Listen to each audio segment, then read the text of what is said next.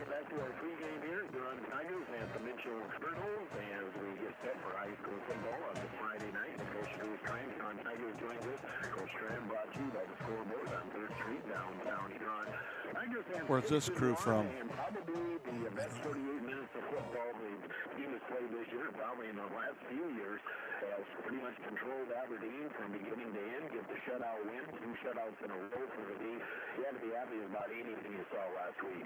Yep, everything you said, their special teams. I mean, we went out, we put on a show, offense and defensively, and just got to clean up our special teams a little bit and just have a little more steps discipline throughout the board when we go out there for special teams. But overall, our team, I thought, like you said, we finally got an opponent that, we came in and we handled and never gave them anything and just took everything we could the whole game, which is, I'm really proud of my kids for seeing that happen, and hopefully we can learn from that and continue moving forward with that. Defensively, back-to-back shutouts, you got to be really happy with that, especially, the Douglas shutout 2 weeks ago. Had a lot of different kids in the lineup that night due to injuries, and even now we are getting more guys to play on defense, so everybody's obviously brought in. Yeah, defense been playing hard and knowing that on film days, Blaine Anderson will bring them in donuts if they, hold the other team to donuts, so we have donuts for donuts going, and those kids love it, and, I think he enjoys having that opportunity for the kids, and we always thank him when he brings those in, and just everybody just playing fast, playing hard, and everyone understanding their job, and it's really cool to see when those guys are doing that on the field for the fans and the fans. Offensively, we're just being multifaceted. I think at one point, our pass and rush yards were almost even there in the second half, but overall, with a dual threat quarterback, that just opens up options. Yeah, being able to run and pass, with him and having him dual threat and having Landon back there who's been explosive, and just the O-line and how well they've meshed together this season and really took ownership of their job, and everything that we've done offensively is from the backs of our linemen, and they're the start of it, and they're in the trenches throughout the plays, and just doing a really good job of mixing up the play calls with Coach Brightsman and just being able to kind of throw different looks and different runs and different passes, and so it's just been really coming together for the whole offensive team, and the O-line accepts whatever challenge we're up for them the next week and keep moving. Now we go into the Mitchell Colonels tonight, a little different situation the last 2 years where that game, both last 2 years, both pretty much met, playoffs or not for both teams. Mitchell's still in that situation, but again, 6-1 against 1-6. It's a little different situation here with Huron Mitchell and this Highway 37 trophy that I just found out about this week. Yeah, we got a rivalry going on, between us and Mitchell, and so, we look at it as, it's a little bit more of an enjoyable game because it's a rivalry, but we've kept the same kind of mentality all year long of just we're 0-0 and the rankings can flip. At the end of Friday nights is when our rankings come out each week, so where do we want to be at the end of every Friday night and just give it our best and see where we end up. And talk about Mitchell, they came into this year, they made some changes in philosophy. Coach Tony, they brought in a new offensive coordinator and almost a little bit more old school football. Yep, it looks like a little more old school, but, they got some tricks up their sleeves with reverses and counters and stuff like that, so, our defense is just going to have to be disciplined enough to, key to key and stay home and watch, sit back for boot pass or reverses, and, really got to stay home and not try to chase down the tackle from the backside and understand what their role is and what their job is when they end up backside, because eventually that reverse is going to come back, and if we're not staying home for it, it'll be a big play, and we just got to key our keys and stay in there on defense. And finally, Mitchell, they don't care what our record is. Again, this will make their season if they come in and knock off on number 1, and guys just have to be aware of that. Yep, I think our crew and our guys, have a really good understanding of the target they've made on their back, for each week as we continue to move forward, and these guys have earned that, and they've earned the discipline, just to kind of be locked in every week and understand, what comes with, the record they have and being ranked where they're at, and they just have to continue to own that, and, they have goals set for themselves as a team and just continue to progress for those goals. Coach Strand, head coach, Huron Tiger football. Coach Strand brought you by the scoreboard, 3rd Street, downtown Huron. We have the anthem, the flip, the opening kickoff all on the way here on Total Sports on Tiger. Jeremy and Marlene and the entire crew of the scoreboard. When you come in from lunch with you, stopping at the scoreboard, located at 56 3rd Street Southeast in Huron. Featuring a full membership at the website at scoreboardhuron.com. Whether it's college football or the NFL, you can watch all the exciting action on one of the many big screen TVs. Scoreboard also has a sideline entry for your next event. Press 252 75-82. At the time, the Friends at the scoreboard, Valley Grill. Now, for them Tigers. At car chiropractic, we know sports injuries just on the sideline of the game. Make it sideline for life. Whether you're a weekend warrior, a competitive athlete, or just love staying active, getting back to your best is what we do best. Our team of experts will work with you one-on-one to develop a rehab plan that's what you need if you are. Don't let an injury keep you from doing what you love. Call Car Chiropractic today at 605-352-5264 or visit carchiropractic.com. Text scams continue to rise, and victims who have lost money to these scams continues to increase. Consumers cannot rely on a text message to be truthful. If you receive a message regarding a fine for missing jury duty or utilities being shut off for non-payment, toll road fines, or you won a sweepstakes, these are scams designed with an urgency when you need to send money now. Do not respond to these texts. And you should contact Consumer Protection at 800-300-1986. That's 800-300-1986 for the South Dakota Office of Attorney General's Consumer Protection Division. We're ready for play-by-play. This minute, Huron Tigers. Jason Jurgens, number 5, wide receiver, safety. Brandon Hall, number 9, running back and linebacker. Riley Winnegar, number 18, receiver and corner. Hunter Anderson, number 20, linebacker and running back. Dennis Hayes, number 23, receiver and corner. Charlie Martin, 52, DN and center. Noah Sayers, 55, DN. Rachel Miller, number 64, and Tyler Mazia, number 75, DN and right tackle. Two times back to get a sportscaster every year. And the base of the Huron Tigers, great record. Welcome back to Joe Quintal Field. I'm Jeff Duffy with Dave Corcoran for high school football tonight. Huron Tigers, Mitchell Colonels getting the introductions here for the starters for both teams. And I do know they're doing the introductions first before the anthem, and smells like fireworks up here. They had some sort of pink smoke bomb there for Breast Cancer Awareness Month as the Colonel boys ran out. Here's the starting offense for the Mitchell Colonels. Again, Pat Larson, their head coach, along the line. The center is Owen Kaufman, a junior. The guards are senior Aiden Wood, junior Briar Stack, and the tackles are sophomore Owen Shelsky and senior Mason Fosnes. Wide receiver is Kyson Herman, a junior. Tight end is Colton Smith, a senior. Running backs are all seniors, Logan Bressler, Luke LeBrun, and Caden Allen. The quarterback is sophomore Brady Hosing. For the Huron Tigers, head coach Drew Strand, here's how they start on offense. At center, senior Charlie Martin. Guards are juniors Jackson Greenfield and Corden Caudell. And the tackles, junior Reagan Dirksen and senior Nolan Staley. Tight end is freshman Carter Porish. Wide receivers are seniors Mason Jurgens, Riley Winnegar, junior James Schultz, junior. Running back is senior Landon Holst, and the quarterback is junior Anderson Porish. Officials for our game are backed by the South Dakota Attorney General Office, Consumer Affairs Division. Calling our game tonight, Jason Reisdorfer, Josh Benz, Darren Martinia, C.J. Prickett, and Joel Kleinschmidt. They are the law on the field, and they're backed by the South Dakota Attorney General Office, Consumer Affairs Division. Actually, you can do an early Seven Suns Heating and Air scoreboard update. A few games are undergoing, none in AA, but 11 AAA. Into the third quarter, Sioux Falls Jefferson 45, Rapid City Central 3. And late in the first half, Brandon Valley, top ranked, leads Harrisburg 14-0. And other than that, nothing much else in the area going on as of yet. Most games are a 7 o'clock kickoff tonight, which, of course, a gorgeous night here for high school football for the middle of October. Now, there is some wind out of the west-southwest, but the Joe Quintal Field is kind of sheltered on all directions as there's neighborhood residential homes to the west and to the north. Then the old Mitchell High School is to the east, and the brand new Mitchell High School just opened is to the south. I'll get my first look at the new Mitchell High School when Huron Tiger Volleyball comes down here to play the Colonels in a week and a half. So things look a little different here, Corky. Exactly.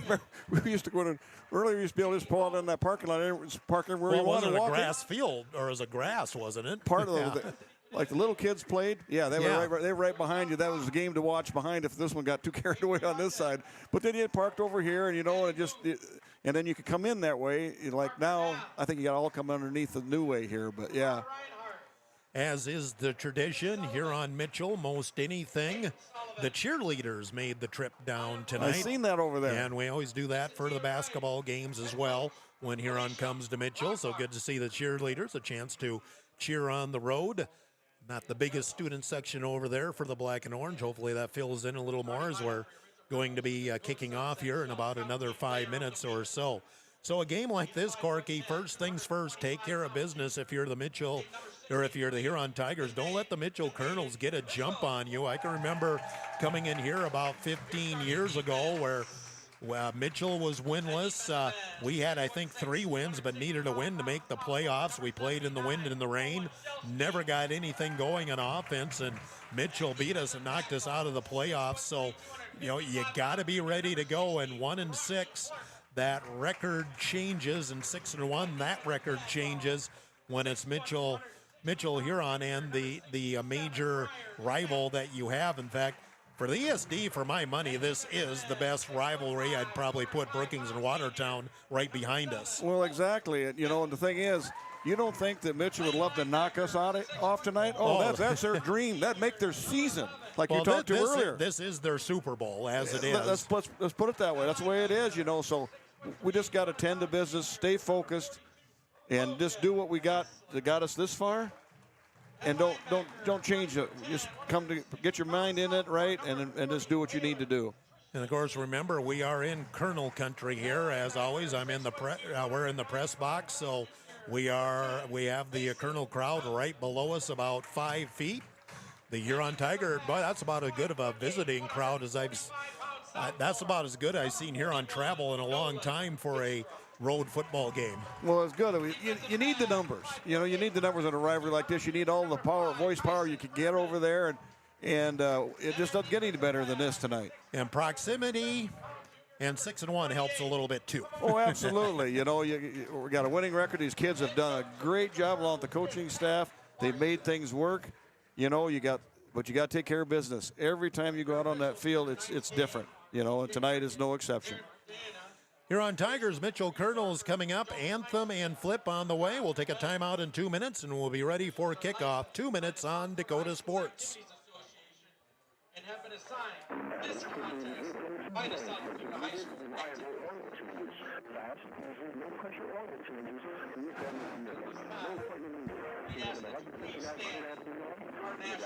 our national anthem performed by the Mitchell High School marching band.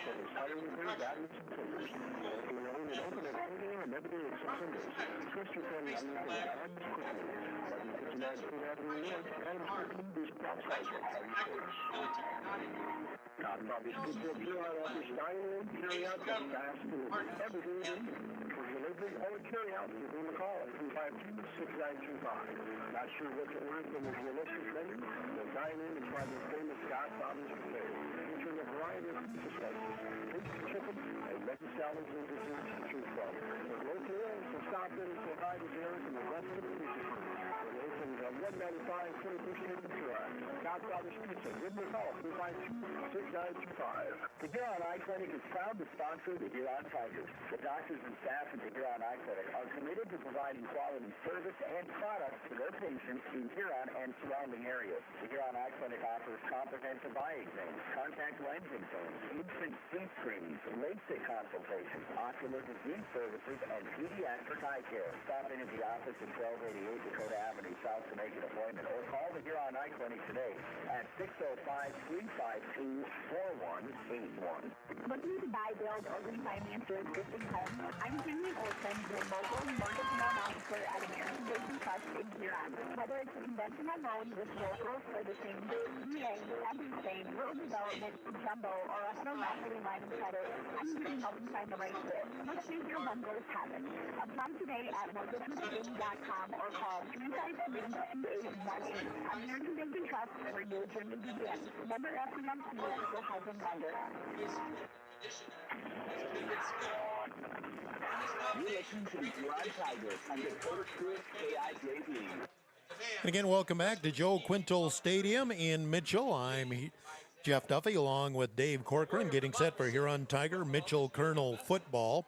Just looking at the Mitchell roster there, looking at the kids down on the sideline. They are banged up. They have a lot of kids that don't have the pads on tonight. That includes their starting quarterback, Jackson Hartman. This will be the third game he's missed, and I believe his injury actually occurred in practice right before they played Aberdeen. Hartman was the starting quarterback when the two teams played last year at Tiger Stadium, and of course he was filling in for an injured quarterback that year, so they do have the sophomore quarterback going. Huron is getting about as healthy as they've been, and I hope I don't jinx it by saying that, but after being about as banged up as I've seen a Huron team after the Spearfish game 3 weeks ago, got everybody back fairly quickly, so now we're ready to get ourselves a great matchup here tonight, Huron Tigers, Mitchell Colonels. So be interesting to see what the Tigers choose to do here, or who gets the opening kickoff. I think last week was the first time this year where I think Huron kicked off to start a game instead of receiving the kickoff, and usually that was because the other team actually won the toss and deferred. So it'll be interesting to see who wants the ball first here. It kind of depends what you think of your defense. If you like your defense, you like the matchup with the opposing team's offense, you probably do choose defense first and have a chance to get the ball first. Well, our defense is good. Let's be honest, we can do it, so. But tradition carries. Huron will receive the opening kickoff. Mitchell won the toss. They defer to the second half, so Huron will be receiving. And the wind, we still have a wind, but I don't think it's as strong as it was when we got here. And again, this stadium is sheltered pretty much on all sides, but they're still going to have some effect of the wind. And Huron will be going into the wind as they'll be going left to right, east to west here to start off the game. Mitchell's all in black, including black helmets. They have gold numbers and the gold stripes, a little white trim to go along with it as well. Gold letters, all the letters are pretty small. Huron wearing their road whites with orange numbers, little black trim, and they got the black pants on with little black and orange trim at the bottom of the pants. 1 minute after 7 o'clock, KIJV, AM, FM Huron, and we are ready to go with high school football as Mitchell will kick off to the Huron Tigers. Kicking off for the Colonels, Hunter McGee, a senior. And presumably back deep, the usual two with Juergens and Holst to receive the kick for the Huron Tigers. Again, Mitchell, you got to be ready for anything. I wouldn't even... Onside kick is onside kick on the opening kickoff. You never know in this type of matchup what the choice will be. But McGee will kick the ball away to the Huron Tigers, and there's the whistle, and our game is underway. He does kick away. Will be fielded far sideline at the 2-yard line, and that is Juergens up to the 20, to the 25. He's got the sideline, 40, 45, near the 50-yard line. And the Huron Tigers, a great return by Mason Juergens, and good field position, 1st and 10, right at midfield. That's the way to start if you're the Huron Tigers. And the ball squarely at the 50-yard line. I'd call that a 48-yard kick return, as he was about at the 2-yard line. And Huron has it 1st and 10 at the 50. 2 receivers right, 1 left. And the shotgun for Anderson Porish on 1st and 10. Handoff, Holst up the middle, and not a lot. Gets a couple of yards. First man in was Briar Stack, number 67. Gets about 2 yards on the play. It'll be 2nd down and 8 for Huron.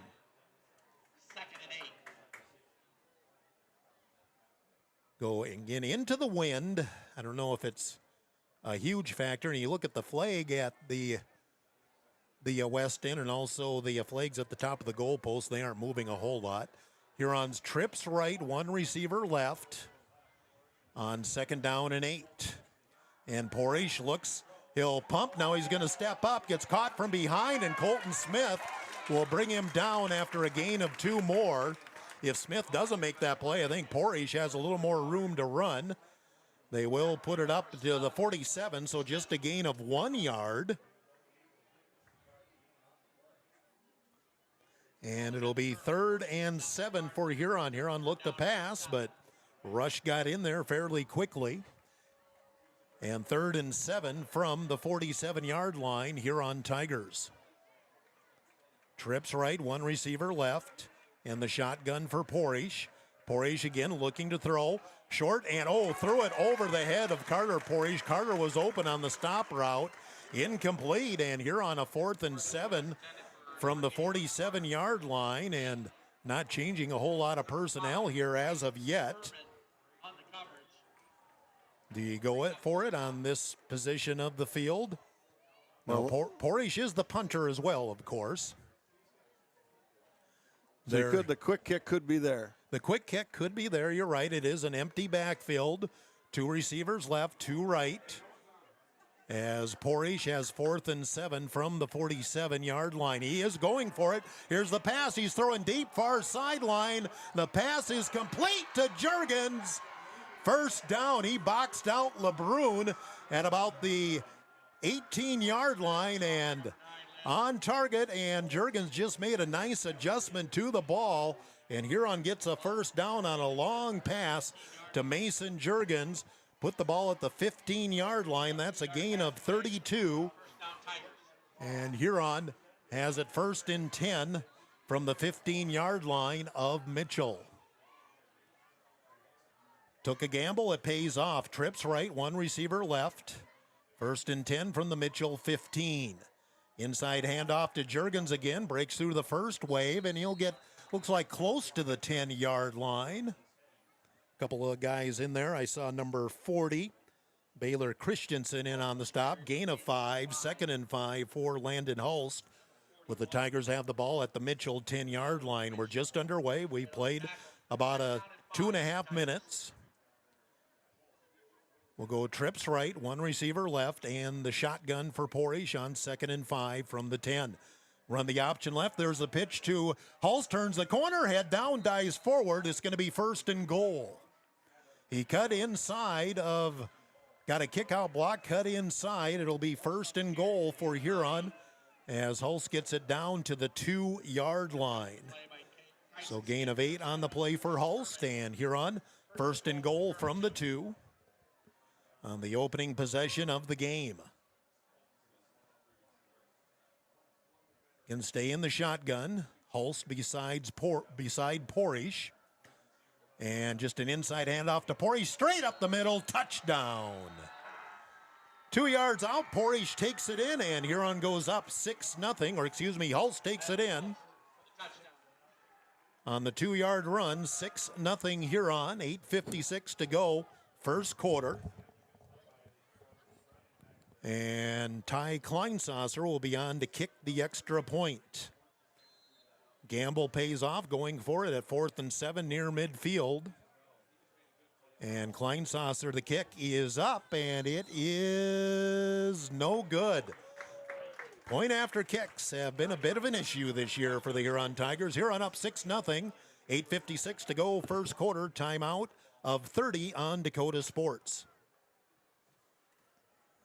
Proud to be part of the Huron community and the Huron area high school athletes all season long. As the show may believe in supporting locals, which is why you'll find South Dakota favorites on their shelves, from wines and meats to hometown snacks. They have great in-store savings and new products with updates shared on their Facebook page. Follow them on Facebook and stop in today. Shop local, save more, and enjoy the best from South Dakota at Wishbone Market.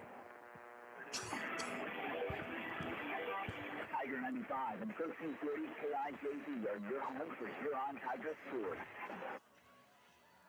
Welcome back to Joe Quintal Field. Huron on the board, 6-0, makes the extra point. 3 minutes, 4 seconds to get in the end zone. Good kickoff return by Mason Juergens. Then Juergens makes the big catch on 4th down. Landon Hulst did the rest. Kleinsasser kicking, and Mitchell, well, they've seen the tape. We tend to kick short, and the deep back is back just to the 15-yard line. It is into the little bit of wind as well. Line drive kick and will be muffed at the 15, now picked up, and he's going to be crawled right there. That's got to be Parker Bischoff. It is. That sophomore special teams guy. He's a headhunter, boy. Boy, he just goes for the ball, and he planted Avery Koss.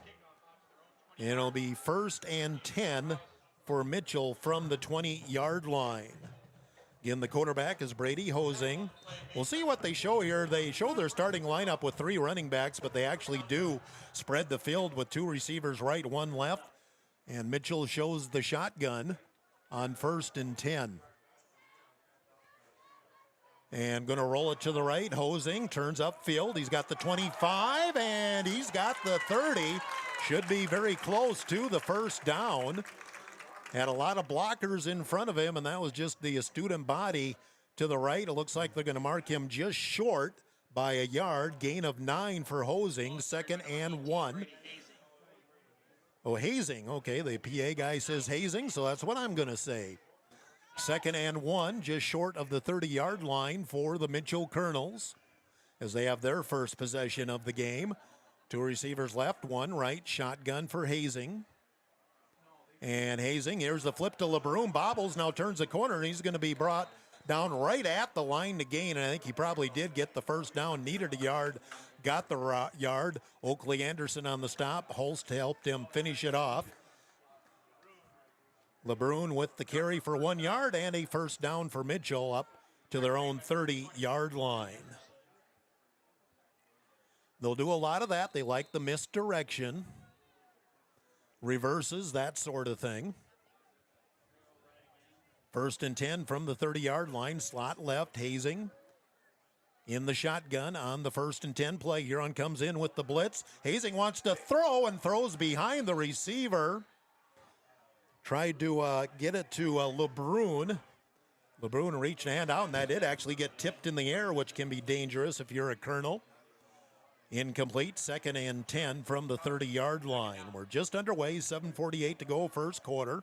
Huron on the board first, a 2-yard run by Landon Holst, missed the extra point, 6-0 for Huron. Mitchell with the ball for the first time. They have 2nd and 10 from the 30-yard line. Receivers left and right. Under center is Hazing, and Hazing will give it on the reverse, and a big hole up the middle for Caden Olson. He's all the way up to midfield and down to the 45. Huron not adjusting well to the formations there, and that's a gain of 25 for Allen and another first down for Mitchell. And the Colonels are in Huron territory, 1st and 10 at the 45-yard line. So we got to adjust to that. And Mitchell quickly up to the line here on a little slow. Hazing in the shotgun again. Hands it straight ahead to the fullback. And going forward, there's another 6-7 yards on the game. Parker Bischoff on the stop, playing some linebacker for Huron. I believe that was Logan Bressler with the carry. He gets the ball to the 38-yard line, gain of 7. And Mitchell has shown they can run the ball here early on. 2nd and 3 from the 38-yard line. Huron scored on their first possession. Now Mitchell putting a drive together. In the shotgun on 2nd and 3 from the 38. Here comes motion. Motion man will take the handoff, coming wide left. Head down and very close to the first down. Cooper Bischoff in on the stop for Huron. And looks like they're going to be just short of the first down. Mason Kemp on the carry. Mitchell's already had 5 guys carry the ball here on this opening possession. Gain of 2. It's 3rd and 1 for Mitchell from the Huron 36-yard line. They go double wing formation. Hazing under center on 3rd and short. Bring a man in motion, and Hazing just going to sneak it, and I can't tell where he is. I don't think he got there. They're going to mark him just shy of the 35-yard line. No gain on the play. Bottom of that pile was Rayshawn Whiff. No gain, 4th and 1. Mitchell, no reason to not go for it here. 4th and less than a yard just outside the Huron 35-yard line. 5.5 minutes to go, first quarter. Huron up 6-0. Mitchell putting a drive together. And they go with that tight formation. Hazing is under center, long count. And they're going to pitch it, and the ball on the ground, and going to be picked up by Kleinsasser. And Mitchell turns it over. They only had a foot or two to go. Instead, they pitched it wide. The pitch was off target. And Ty Kleinsasser scoops up the fumble. Turnover gives the ball to Huron in good field position again, 1st and 10 with 5:06 to go in the first quarter. Huron leading 6-0. Oh, Corky. We say this all the time. You got to take advantage of this now. 1st and 10 Huron. They have it at their own 49-yard line, so almost where they started last time. Shotgun and inside handoff to Hull. Spins. He'll get to the 50, and that's it. Spin move just to get the yard, as Mitchell definitely plugging up the middle. Huron might have to start trying the edges a little more. Bottom of that pile was Olin Shelsky, lineman for the Colonels. Gain of about 1.5 yards. It'll be 2nd and a long 8 for Huron. Just inside the Mitchell side of the 50. Trips right, one receiver left. Now in the pistol on 2nd down. Porish, straight drop, slow short pass complete to Carter Porish. And he'll turn and get planted about 1 yard shy of the first down. On the tackle for the Colonels, Baylor Christensen. It'll be 3rd and 1 for Huron from the 42-yard line. So 3rd and 1 for Huron at the Mitchell 42-yard line. In the shotgun with Holst to the left of Porish. On 3rd and short, inside handoff. Porish again's got the first down past the 40, down to about the 38. Just followed his lead blocker there. He was behind Nolan Staley and Corden Caudell. Up to the 38. Gain of 4. First down Huron. 3rd first down here in the first quarter for Huron. 3:37 to go in what's been a very quick first quarter. Huron leading 6-0. Trips right, one receiver left. Shotgun for Porish on 1st and 10. Porish to pass. He's looking over the middle. He's under pressure, going to scramble out to the left. Still looking, will heave it and way over the head of his brother. I think that was just a throwaway for Anderson. And Mitchell is getting pressure with their pass rush. They're getting up in the middle on, so we're going to have to fix that line deal, make a couple adjustments. Or just do a few more rollouts to get Anderson away from the pressure, perhaps. Incomplete, 2nd and 10 from the Mitchell 38-yard line. Clock stopped on the incomplete with 3:16 to go. Here in the first quarter, Ty Kleinsasser is in at the pistol back for Huron on 2nd and 10. Porish going to run the option right, pitch to Kleinsasser, cuts up the middle, head down, rolls over one guy, breaks a tackle, and he's down to the 32. 2nd and 3rd effort by Ty Kleinsasser. He put the head down and rolled the guy. He took him all the way out of there. Kleinsasser up to the 32-yard line. Gain of 6, 3rd and 4 for Huron from the Mitchell 32-yard line. 2-down territory, I'm sure, here for Huron, if that's depending what happens here on 3rd down. Hulst is back in at running back for Huron. And he'll go shotgun with Hulst to the right of Porish. 3rd and 4. And Porish going to keep it himself, following Hulst, flag on the play, and Porish jumps forward for the first down, but for where that flag came from, probably a hold on Huron would be my guess. It was a gain of 6 for Porish, but I think this is going to be taken back on the first penalty of the game, and Huron is backing up. So it is holding block below the waist on Huron. And that's actually a 15, not a 10. So Huron's now going to have 3rd and long after that big penalty on the Tigers all the way back to the 47-yard line, and they need to get to the 28 for the first down. So it's 3rd and 19 for Huron. Again, you don't have to get it all in this one play, but it'd be nice. Well, dictate what you do on 4th down, depending what happens here on 3rd down. 3rd and long for Huron. Slot left, slot right, shotgun for Porish. On 3rd and long, Porish straight drop. And going to throw over the middle and nearly intercepted.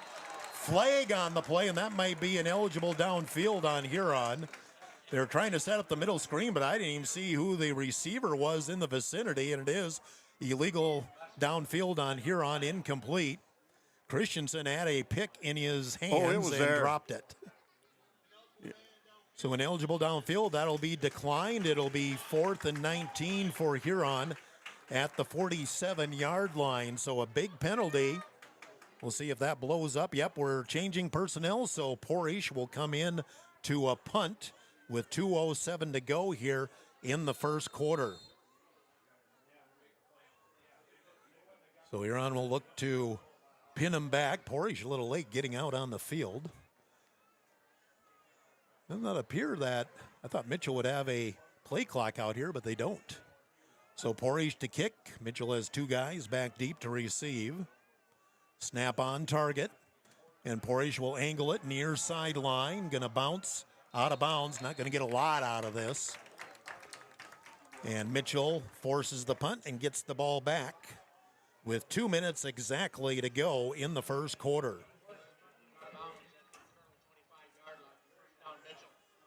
So they mark it at the 25-yard line, so a 22-yard punt for Porish.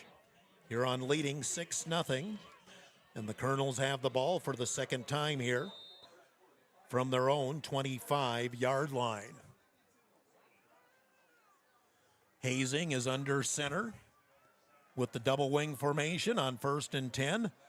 In motion, handoff to the fullback, breaks 1 tackle, and he's got a lot of room up the middle. Boy, Huron just could not wrap up on Logan Bressler, and he kept going forward, and he gets a big gain as Mitchell continues to run the ball on Huron, 16 yards, and a first down for Mitchell up to the 41-yard line. Had a couple of guys around Bressler right as he got to the line, but nobody wrapped up. Bressler just kept the legs moving. 1st and 10 at the 41 for the Mitchell Colonels. In motion, and they're going to do an inside reverse to LeBrun, turns the corner, gets a kick out, and he'll get tackled downfield to about the 46-yard line. And again, that's what Mitchell wants to do. They're going to do reverses, and LeBrun a nice carry as that gets into Huron territory up to the 46-yard line. And that's a gain of 12 for LeBrun. And Mitchell another first down. 2 runs, 2 big runs, and Mitchell quickly back on the Huron side of the field. 1st and 10 at the 46-yard line. Now in the shotgun, Hazing going to roll it to the right and gets a kick out there, and now turns upfield to the 40, and he's going to get another first down. Did a good job of following his fullback there who kicked out. Hazing going to get a gain of 11, and Mitchell just ripping off huge chunks of yardage again. They'll have it 1st and 10 at the 36-yard line. We're down to 43 seconds to go in the first quarter. Huron lead 6-0, but Mitchell has shown they're ready to play this game. They're running the ball effectively. They go with a tight formation again. Hazing under center on 1st and 10 from the 36-yard line. Hazing will fake, go up the middle. Another big play, still on his feet. Bressler, he'll finally get submarine. A flag came in where you would think that's going to go on the interior line. Another big play for Bressler as he gets about 12 yards on the play. But my guess is Mitchell's going to scoot back as they'll get their first penalty of the game. Holding on Mitchell will make it 1st and 20 for the Colonels. And again, Huron, you get a break there. You got to come up with some answers on defense, as Mitchell's been able to run the ball effectively here in the first quarter. We're late in the first. 17 seconds to go, and they will roll the clock. We'll see if Mitchell gets a last snap off here before the end of the first quarter. So we're down to 10 seconds. Hazing is in the shotgun here on 1st and 20, back at the 46. Hazing, straight drop. He wants to throw. Middle screen, and there's Bressler. He's got a lot of room again to the 30, down to the 25. And boy, Mitchell has game planned Huron to perfection. The middle screen was wide open. That's another first down for Mitchell. And we get to the end of the first quarter, all the way down to the 24. That was a gain of 22 on the screen pass, and that ends the first quarter. Huron 6, Mitchell 0, but Mitchell is moving the ball. We'll take a timeout, 1 minute, back with the second quarter on Dakota Sports. Provider of innovative solutions in plant protection, plant nutrition, and field technology. They offer premier products and one-on-one relationships with local field experts to help their customers grow. Wilbur Ellis is committed to bringing you and your operation new and innovative ideas. Contact your local Wilbur Ellis specialist today to find out how to maximize your return on investment. Wilbur Ellis wishes all area high school athletes the best of luck this season. Stop in for a free insurance review with Lane Anderson of Farmers Union Insurance. Auto, home, farm, life, and business. Become a satisfied policyholder with Farmers Union Insurance. Farmers Union Insurance, Lane Anderson, 1835 Arizona Avenue, Southwest in Huron. Looking for personalized apparel such as t-shirts, sweatshirts, beauty sports, of course. Sports, of course. Now sponsor of the night with beauty sports. Dakota Sports KIJV, 1340 AM and 95.3 FM. Mitchell Colonels moving the ball again. They do trail 6-0, but big chunks of yardage on this entire drive by Mitchell. In fact, the penalty didn't even slow him down. Mitchell with a 1st and 10 at the 24-yard line. 2 receivers left, 1 right. Shotgun for Hazing. And inside handoff, Bressler, and he'll move forward to about the 22, 21-yard line. Charlie Martin, Oakley Anderson on the stop for Huron. Gain of 3 for Bressler. 2nd down and 7 for Mitchell at the Huron 22-yard line. Was a quick first quarter, and Mitchell trailing 6-0, but they have shown they can move the ball against the Huron Tigers. Hazing in the shotgun with Bressler right beside him on 2nd down and 7 from the 22. Hazing, play action, rolls to the right, still looking, throws over the middle, and the pass nearly intercepted. Juergens had his hand on it, kind of forced that in to the receiver, number 5, Herman. Incomplete, 3rd and 7 for Mitchell from the 22-yard line. 2 down territory, I would think, for the Colonels. Although I did see at least their kicker in the warm-ups. He was booming some kicks. But first things first, it's 3rd and 7 from the 22-yard line for Mitchell. I think they get just inside the 15-yard line for a first down. Under center, double wing for Hazing. Hazing puts LeBrun in motion. Flip it to him. Here's the inside handoff coming this way. Huron misses a tackle again. And down to the 10. Another first down. As the carry, trying to see what the number was. That was Caden Allen with the carry down to the 10. Gain of 12. And 1st and goal for Mitchell at the 10-yard line. 7 first downs in the first quarter. Boy, and Huron Tigers defense, they have just been shredded by the Mitchell running attack. Now they come out. Hazing under center and an I formation with Allen the deep back on 1st and goal from the 10. Hazing will hand it up the middle. Bressler, and Huron just struggling to bring him down. He gets inside the 5, and Huron just is not able to make a clean tackle. He's down to about the 4-yard line. Gain of 6. 2nd and goal from the 4. We're early in the second quarter. Mitchell driving for a second time. They lost the ball on their opening possession after Huron scored off the opening kickoff. Second and goal from the 4. Hazing again under center. Here's the flip. Allen coming out the right side. This time Huron snuffs it out. Ty Kleinsasser will drop him for a loss back at about the 6-yard line. Third and goal from the 6. Boy, we sure needed that. Needed that, but you need another one here now on third and goal back at the 6-yard line. 9:45 to go in what's been a very quick first half.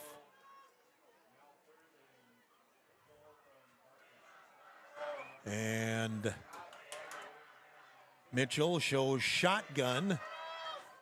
Hazing has Bressler right to his left on the third and goal from the 6.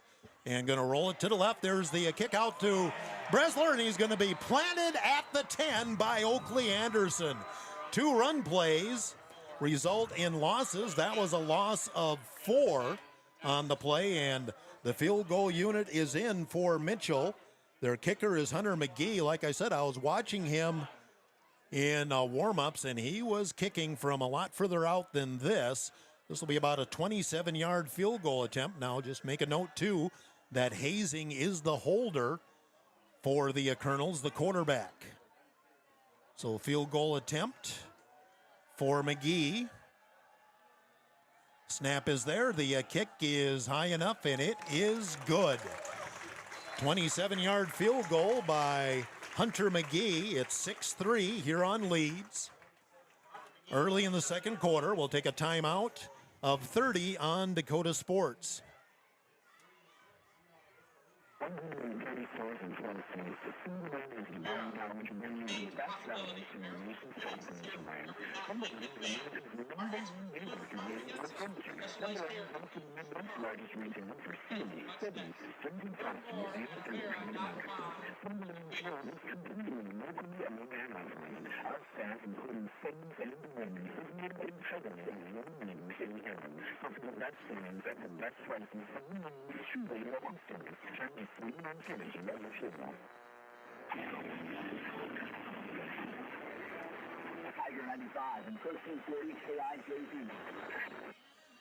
Back at Joe Quinto Field, Mitchell on the board on a 27-yard field goal by Hunter McGee. You're unfortunate they get out of that with just 3 points. Couple of big plays by Kleinsasser then Anderson to back Mitchell up and force the field goal. 8:36 to go in the first half. Mitchell held the ball for 5 minutes, 24 seconds on that possession, was mainly on the run. The one pass they completed was a screen pass. Colonels will kick off with Juergens and Holst back deep. Going to be a squib kick this time. Going to bounce, and somebody's got to pick it up, and it will go out of bounds. Kleinsasser says just let it go. It went over the head of Riley Winiger. So Huron will get the ball first and 10 at the 35-yard line. So now the offense, Corky, needs to come up with an answer. While we did run the ball a little bit, you know, we haven't really established our run game yet. And, of course, we had a short field both time, a little longer one now, as it'll be first and 10 Huron from their own 35-yard line. Mitchell's really packing it up in there tight, so maybe we have to start dropping a few passes here and there to kind of get things loosened up again. Or get a couple of those bubble screens going that have been effective before. Huron's going to come with a tight formation. 3 receivers to the left, and Blake Elwine is wide to the right on first and 10. Play action, rolled out, and Carter Porish wide open, catches it at the 40 to the 45, still running 50, and all the way down to the 46-yard line. Play action work to perfection. I think Mitchell rolled their defense to Elwine, who was on that side, and Carter Porish was wide open, and a big gain for Huron for their 4th first down to the 44-yard line of Mitchell. That's a gain of 21 yards. Porish to Porish. And first and 10 Huron from the Mitchell 46. Slot left, 1 receiver right, and inside handoff Hulse. Not much, as boy, between the tackles just has not been there. Mitchell has plugged that up. Hulse going to get at best a yard out of that. 2nd and 9 from the 43-yard line. They basically look like they got about 8 guys in that box. They crowd them up so tight. you're not going to run in there very much. So 2nd and 9 from the Mitchell 43-yard line. Early second quarter, 7:49 to go in the first half. Second down, handoff straight up middle to a Holst, and this time he breaks loose. Still breaking loose, has the right sideline. There he goes to the 10, to the 5. Touchdown, Huron. And that time it was second and third effort by Landon Holst. And there we break through with the run game. Holst in for the score as he broke a couple of tackles. And Landon Holst gets Huron on the board again. It's 12-3 with the extra point coming. Huron strikes quickly in 1 minute and 7 seconds. Got to go back and see how far or how long that run was. I got to do some backwards arithmetic to figure that out again. That leaves me out.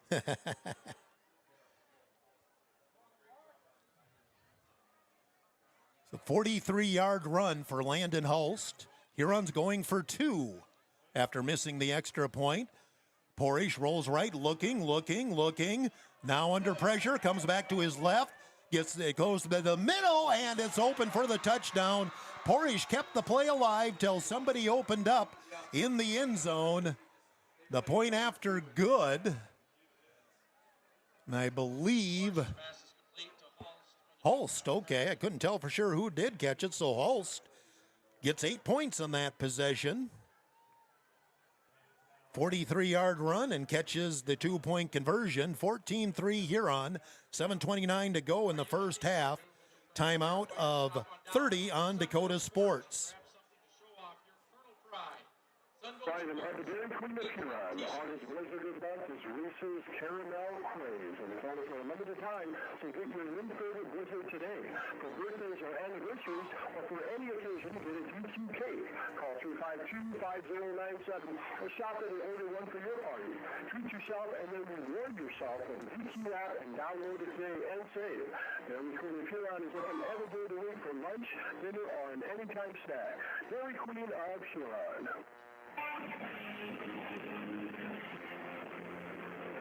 Dakota Sports KIJV, 1340 AM and 95.3 FM. Huron Tigers kicking off to the Mitchell Colonels. Tigers stick it into the end zone quickly. A 43-yard touchdown run by Landon Holst. 14-3. Huron leading. Huron's hit on a couple of big plays. One set up a touchdown. The other one was a touchdown. Kleinsasser will kick end over end. Koss going to grab it at about the 12. He's coming up the right sideline and gets caught. Lost the ball, but it goes right to a teammate.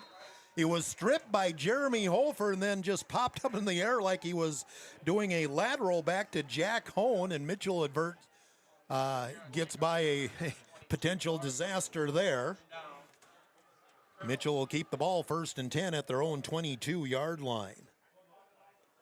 But again, what adjustments can Huron make defensively as Mitchell has been able to run the ball effectively here in the first 1 quarter plus. They'll start here from the 22-yard line.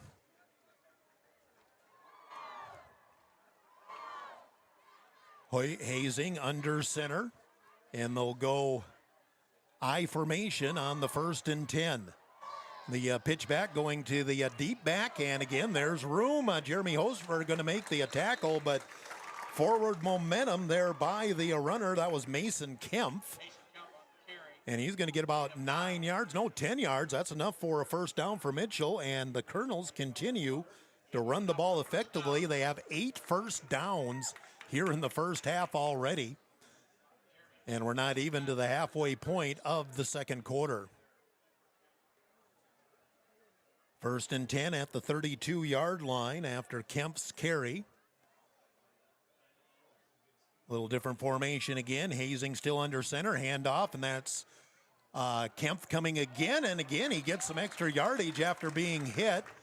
Jeremy Hofer came in and made the initial hit and then had kind of hang on till he got some help.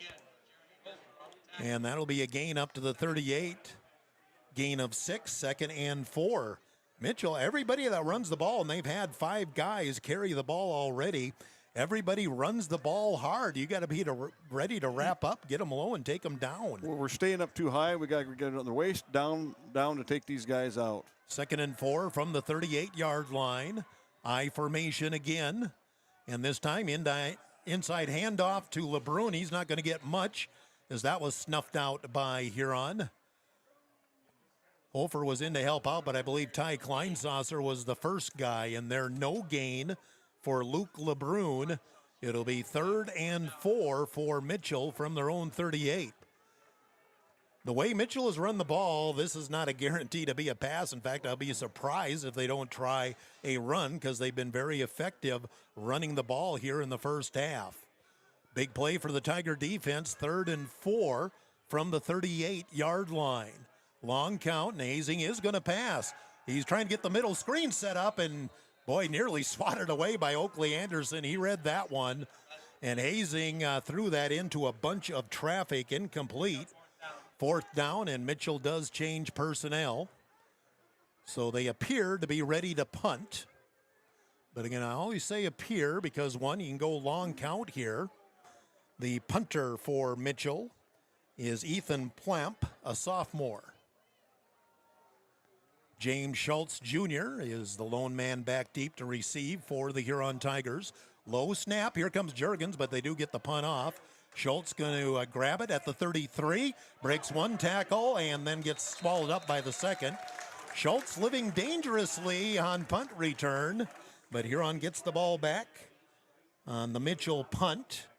And Huron will take over with 5:09 to go in the first half. Huron has opened up a 14-3 lead. So again, we have really flown by here in this first half to this point, especially off the way Mitchell has been able to run the ball. Huron will set up 1st and 10 at their own 34-yard line. Porish in the shotgun on 1st and 10. And he'll keep it. Try to turn the corner. Getting wide right. LeBrun going to get him from behind. Gets a couple of yards out of it. About 3 yards on the gain for Anderson Porish. 2nd and 7 after a gain of 3. Anderson Porish, birthday today. I got a message from his aunt in Utah, from the Murphy side. Yeah. 2nd and 7, Huron from the 37-yard line. Trips left, one receiver right. Porish looking to throw short. There's Carter Porish again. 1st down, Huron. Just a little curl, and then he turned the corner. Nice tackle over there by Christensen, who's been involved in a lot of defensive plays for Mitchell. Gain of 9 to Porish. Porish to Porish. I'm seeing Mitchell's giving us a little bit of that room on the outsides, that soft cushion. That's what we're going to start taking advantage of. Keep working it that way. Well, like one thing I'm a little surprised we haven't seen the bubble screened Mason Juergens yet, because that's been an effective play all year. Trips left, one receiver right, and the pistol, straight drop for Porish. He's going to throw deep, looking for Blake Elwine. Makes the catch. Was he inbounds? He was. You only need 1 foot, and Blake Elwine takes it down to the 24-yard line. And Huron's got Nolan Staley limping off after that. But Blake Elwine, his 2nd catch of the season, and it's a big one. And we've got such a height advantage that we've got to take advantage of. We've got to use that. I'm still trying to do my arithmetic here. 21. So 27 yards to Elwine. And Huron a 1st down at the Mitchell 24-yard line. Mitchell right away was signaling out, but they're going to do that. It did look to me like he had, as long as he caught it cleanly, he had 1 foot in, because it was right to our sideline. 1st and 10 from the 24, motion, inside handoff, Hulse. Turns the corner to the 20, head down to the 15. Hulse starting to open up some running lanes, and he'll get a big carry on the play. On the stop was Kyson Herman, number 5 for Mitchell. And he's going to get 9, 2nd and 1.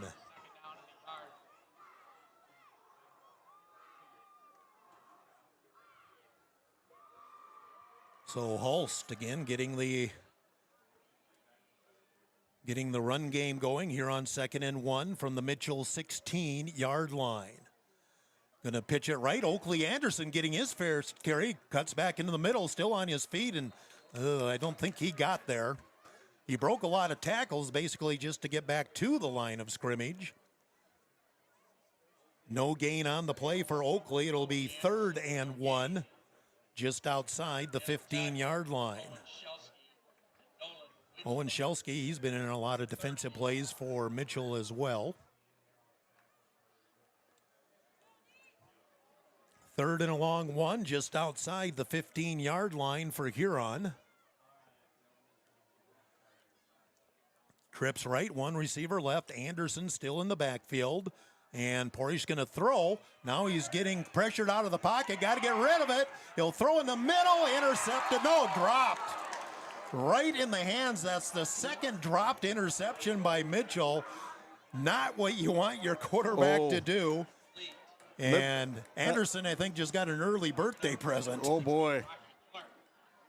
We didn't have anybody close to that. Right in the breadbasket, I believe that was number 68, Drake Cochran. 4th and yard, and Huron will go it from here just outside the 15-yard line. Oh, Anderson still at the running back. And now we have a whistle and officials timeout. They're sending Charlie Martin off for some reason.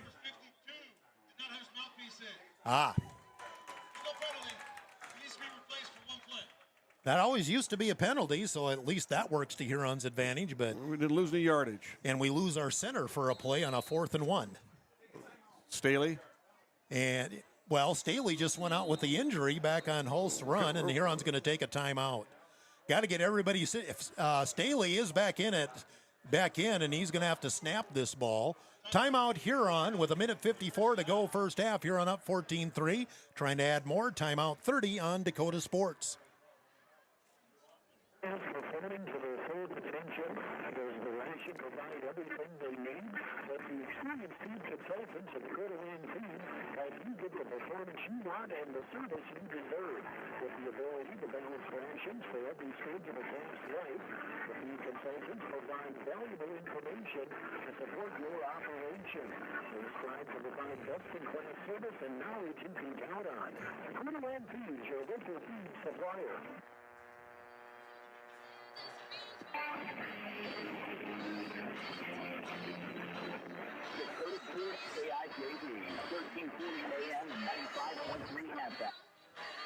Back at Joe Quinto Field, it's 4th and 1 for Huron from the Mitchell 15-yard line. Huron will go for it. Now Holst is back in at running back for Huron. So big play here for both teams. 4th and 1 from the 15 for Huron. Porish brings Juergens in motion, going to run to the right. Flags on the play. This is going to go on Huron, I assume. Porish has the first down inside the 10. Flag came out once the ball was snapped, and Huron may not have had enough guys on the line of scrimmage once Juergens went in motion, is my guess. Either that or they would have blown it dead if Mitchell was lined up offside. And Huron backing up. Illegal shift on Huron. 5-yard penalty, so now it becomes 4th and 6. Back at the 20-yard line. Second penalty, 20 yards, but we'll see what happens on this play. But Huron's only had 2 penalties, but both right now loom large. The first penalty, a 15-yarder, stopped a drive, basically. Now Huron's got some indecision on who's supposed to be in the huddle here, as now they just started the play clock anyway. So 4th now and 6 from the 21-yard line. Huron goes trips right. One receiver left. Elwine wide right. Carter Porish wide left. Here's motion again. And roll it out to the right for Porish. Has time. Nobody to throw to. Got to get rid of it. Throws in the middle. And I don't think Huron got there. I think he found his brother Carter, and then Carter tried to struggle forward. He's right at the down marker, but I don't know that he got there. He did not. And Huron gets turned back. Boy, it's right at the line to gain, but they didn't even measure, but it was right at the stick, and Huron loses it on downs. Oh, my goodness. Minute 21 to go in the first half, and Mitchell will get the ball back. Boy, if you're both teams have kind of gotten some breaks here. Okay, if you're the defense, you know what your job is here, well, guys. We had 2nd and 1. Yeah, we had what we needed, and we got that. We got that first down, and the penalty took us back out of it. So 1st and 10, Mitchell from the 16-yard line. Minute 21 to go in the first half. Colonels will just hand it off up the middle. And big hit, I think that was Kleinsasser that ran down the ball carrier, Bressler. He'll get a couple of yards on the play. Be 2nd down and 7 after a gain of 3. Mitchell doesn't look to be in any hurry, and I believe they do have all 3 timeouts left. Yes, they do. We're inside of a minute to go in the first half, and Mitchell might be satisfied to go into the locker room here at halftime, down 14-3, and they do get the ball to start the second half. 2nd down and 7, and Mitchell looks to be in no hurry to snap the ball. Hazing is under center with a tight formation. And flip it back, ball on the ground, and Hazing got back on it. Oh, Mitchell flirted with disaster there. Now, if Huron, are they going to use a timeout? Well, we do have a timeout Huron because Mitchell's going to have a 3rd and about 13 after that near disaster for the Colonels. So there you go, opportunity here. So hold them on 3rd and 13. You still have 1 timeout left and a chance with 21 seconds left. We'll take a timeout, 30 seconds on Dakota Sports.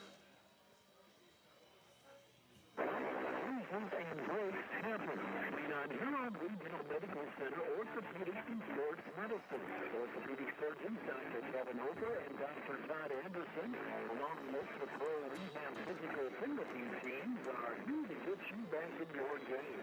Schedule an appointment at HuronRegional.org, because when it comes to your health, the right care is right here. And that's the work to our area athletes from Huron Regional Medical Center. You're listening to Huron Tigers and Dakota Sports KIJD. Back at Joe Quintal Field in Mitchell. 7 Suns Heating and Air scoreboard update. Late in the first half, Watertown 15, Sturgis 0. Late in the second quarter, Yankton 17, T-Area 0. Brookings still in the first quarter, 35-0 over Douglas. 7 Suns Heating and Air scoreboard update. So 3rd and about 13 for Mitchell. I still think they'll keep it on the ground here. They don't want an incomplete pass. Nope, Hazing is going to throw. He's going to throw deep near sideline, and the ball in and out of the hands. A drop pass by Ethan Plamp. He had Jimmy Schultz blocked out. It would have been a first down, but now that stops the clock, and Huron can force a punt. You don't have a lot of time, just 15 seconds left. But Mitchell's going to have to come in with a punt. And Mitchell's going to use a timeout here on 4th down. We'll take a timeout, 30 on Dakota Sports. 1919 rookie is brewed in small batches with only the finest ingredients, real sugar and real vanilla. Their unique recipe and choice ingredients make 1919 root beer the creamiest, full-body draft root beer available. Pick up 1919 root beer, distributed by Elwine Brothers, at your favorite convenience store or grocery store in Huron. Elwine Brothers wishes the Huron Tigers the best of luck. Go Tigers!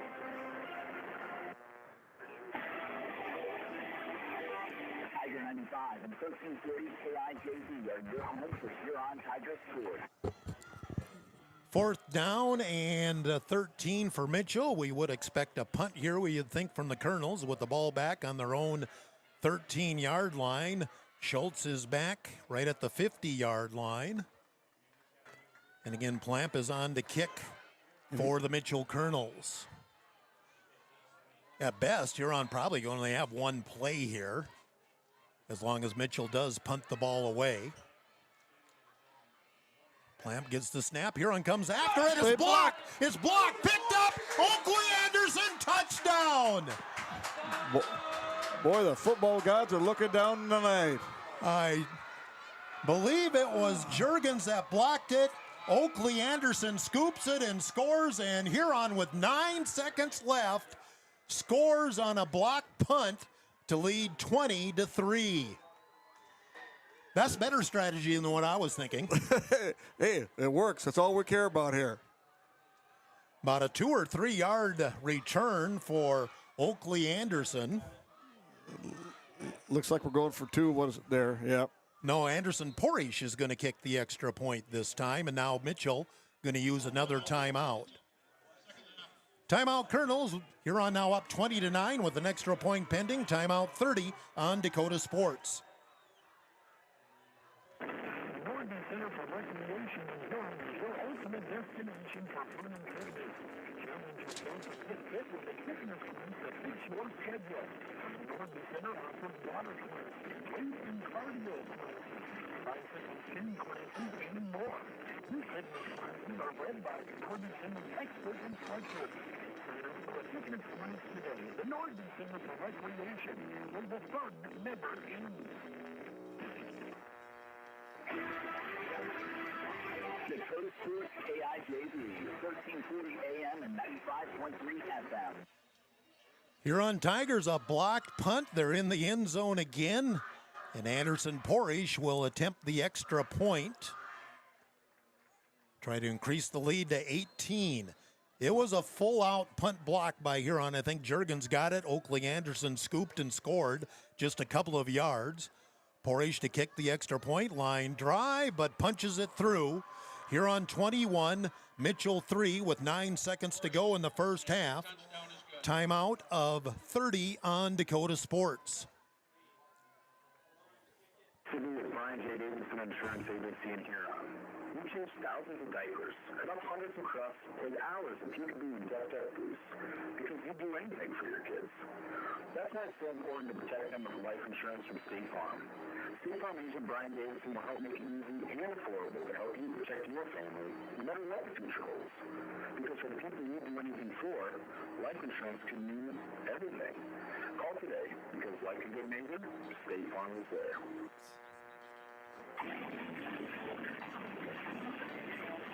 Tiger 95 and 1340 KIJV.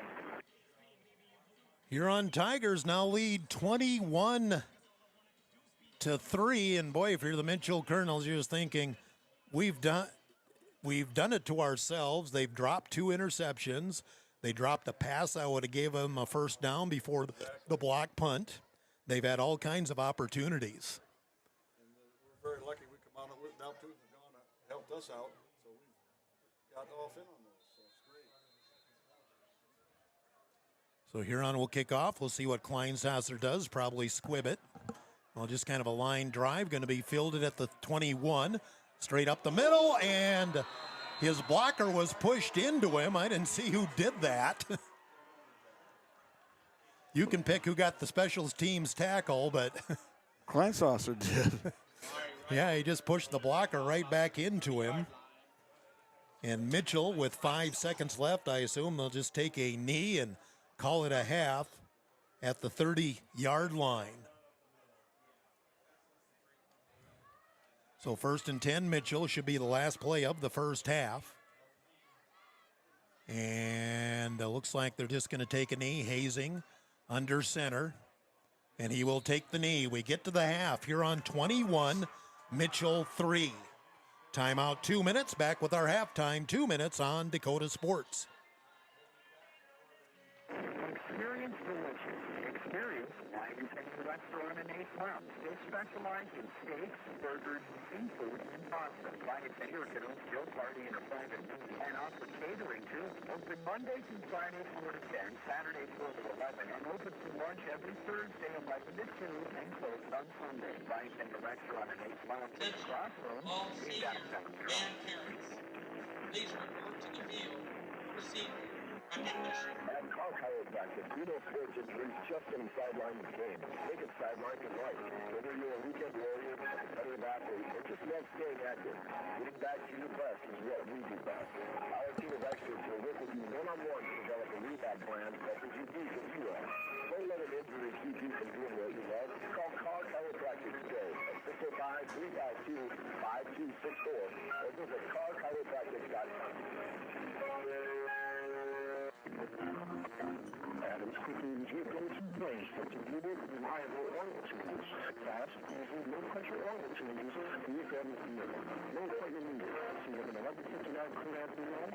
Get out of the car, 3x2 going to the car. Adams quickly also has tire repair, batteries, and filters. Both in the rain and open at 8 a.m. every day except Sundays. Trust your family vehicle with Adams quickly. 1159 Clean Avenue North. Adams quickly is outside your tire space. Godfather's Pizza of Huron offers dine-in, carry-out for fast delivery. Every day of the week. For delivery or carry-out, give them a call at 352-6925. Not sure what to order from the delicious menu? Well, dine-in and try their famous Godfather's buffet. Featuring a variety of pizza slices, tasty chicken, and many salads and desserts to choose from. For local ales, so stop in and say hi to Derek and the rest of the pizza crew. We're open on 195 45th Street in Huron. Godfather's Pizza. Give them a call, 352-6925.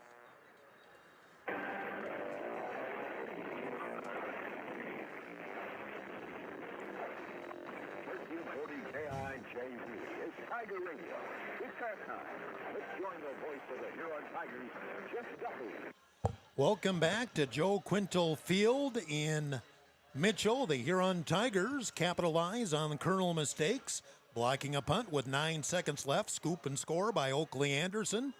And the Huron Tigers lead 21-3 at halftime. I haven't added up the stats yet, but I'm fairly confident Mitchell's probably going to have an edge in total yards. They're certainly going to have an edge in rushing yards. But again, Huron just made plays when they needed, took advantage of a few mistakes or a few things Mitchell did to themselves. And when you're 6-1 and things have been going well, things like that happen, and you're up 21-3 at halftime. Well, exactly. We advantage. We got a couple things happened our way.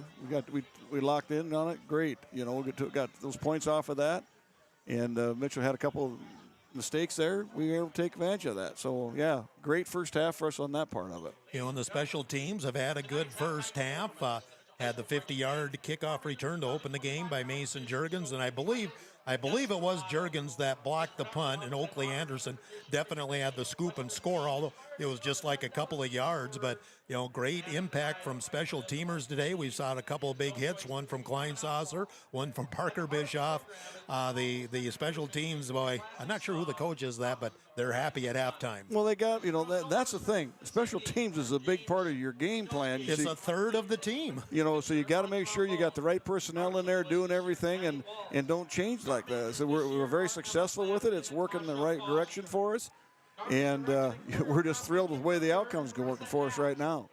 Huron Tigers lead 21-3 at the half. We're going to have a long halftime again with the Colonel Band on the field. They have some sort of cowboy or OK Corral thing going on there. But in any case, long halftime. We'll take a timeout of 2 minutes. We'll run down the scores. I'll continue adding up stats as well. Huron 21 and Mitchell 3 at the half. Timeout 2 minutes on Dakota Sports. Proud to sponsor the Huron Tigers. The doctors and staff at the Huron Eye Clinic are committed to providing quality service and products to their patients in Huron and surrounding areas. The Huron Eye Clinic offers comprehensive eye exams, contact lens exams, infant teeth screenings, LASIK consultations, ocular disease services, and pediatric eye care. Stop in at the office at 1288 Dakota Avenue South to make an appointment, or call the Huron Eye Clinic today at 605-352-4181. Looking to buy, build, or refinance your existing home? I'm Henry Olson, your local mortgage loan officer at American Bank and Trust in Huron. Whether it's a conventional loan with local servicing, VA, FHA, rural development, jumbo, or a home equity line of credit, I'm here to help you find the right fit. Make sure your home goals happen. Apply today at mortgagewithking.com or call 353-2818. American Bank and Trust, where your journey begins. Member FDIC, equal housing lender. Wish Wishbone Market is proud to be part of the Huron community and the Huron area high school athletes all season long. At Wishbone, they believe in supporting local, which is why you'll find South Dakota favorites on their shelves, from wines and meats to hometown snacks. They have great in-store savings and new products with updates shared on their Facebook page. Follow them on Facebook and stop in today. Shop local, save more, and enjoy the best from South Dakota at Wishbone Market. Wilbur Ellis is a leading provider of innovative solutions in plant protection, plant nutrition, and field technology. They offer premier products and one-on-one relationships with local field experts to help their customers grow. Wilbur Ellis is committed to bringing you and your operation new and innovative ideas. Contact your local Wilbur Ellis specialist today to find out how to maximize your return on investment. Wilbur Ellis wishes all area high school athletes the best of luck this season.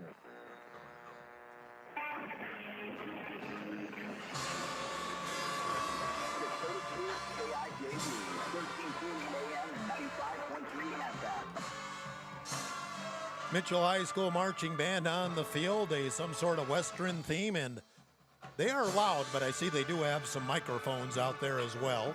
Halftime, Huron leading Mitchell 21-3. Let's do a Seven Sons Heating and Air scoreboard update located at 111 Dakota Avenue North in Huron. Again, 21-3 Huron. Watertown at halftime leads Sturgis 22-0.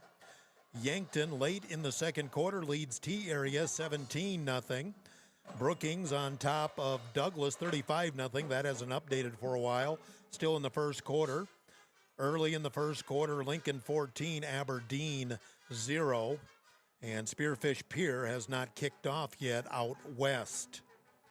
In 11 AAA, a final, Sioux Falls Jefferson 52, Rapid City Central 10. Brandon Valley late in the game, shutting out Harrisburg 24-0. Late in the first half, O'Gorman 35, Rapid City Stevens 0. And that's what we have from the AAA crowd. Move to Class 9B.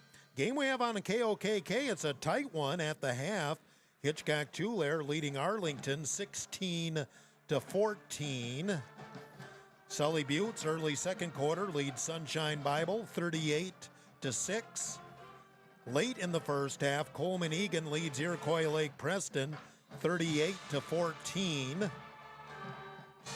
In 9A, DeSmit at halftime leads Esteline Hendricks 22-0. Late second quarter, Kimball White Lake 24, Woolsey Wessington 8.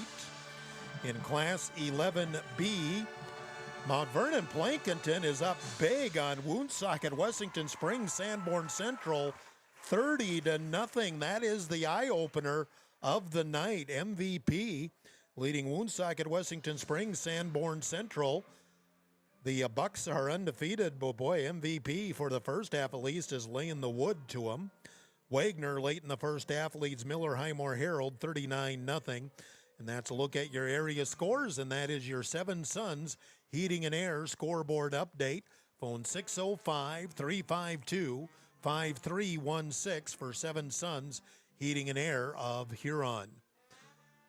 21-3, Huron leading. A special teams touchdown at the end of the first half increased Huron's lead. They're up by 18. We'll take a 2-minute timeout, run down the scoring and the stats. 2 minutes on Dakota Sports. Blaine Anderson of Farmers Union Insurance. Auto, home, farm, life, and business. Become a satisfied policyholder with Farmers Union Insurance. Farmers Union Insurance, Blaine Anderson, 1835 Arizona Avenue, Southwest Huron. Looking for a personalized apparel, education, sweatshirts, living standards, beauty sports, of course. About signs, logos, and lighting, graphics, etc. Beauty sports, of course. Out front with the time of beauty sports. With 130 stores in 20 states, the Food Lane is the buying power to bring you the best values from the nation's top furniture brands. Timberland is America's #1 dealer for made-wood furniture. Timberland is also the Midwest's largest retailer for Sealy, Siddons, Sims and Foster, and center-painted mattresses. Timberland Fuel is completely locally owned and operated. Our staff, including Sims and women, is made entirely of women names in Huron. So for the best brands at the best prices, Timberland is truly local service. Treat yourself right and have a Dairy Queen of Huron. The August blizzard is about to Reese's Caramel Craze. And it's only for a limited time, so get your new favorite blizzard today. For birthdays or anniversaries, or for any occasion, get a DQ cake. Call 352-5097 or shop it and order one for your party.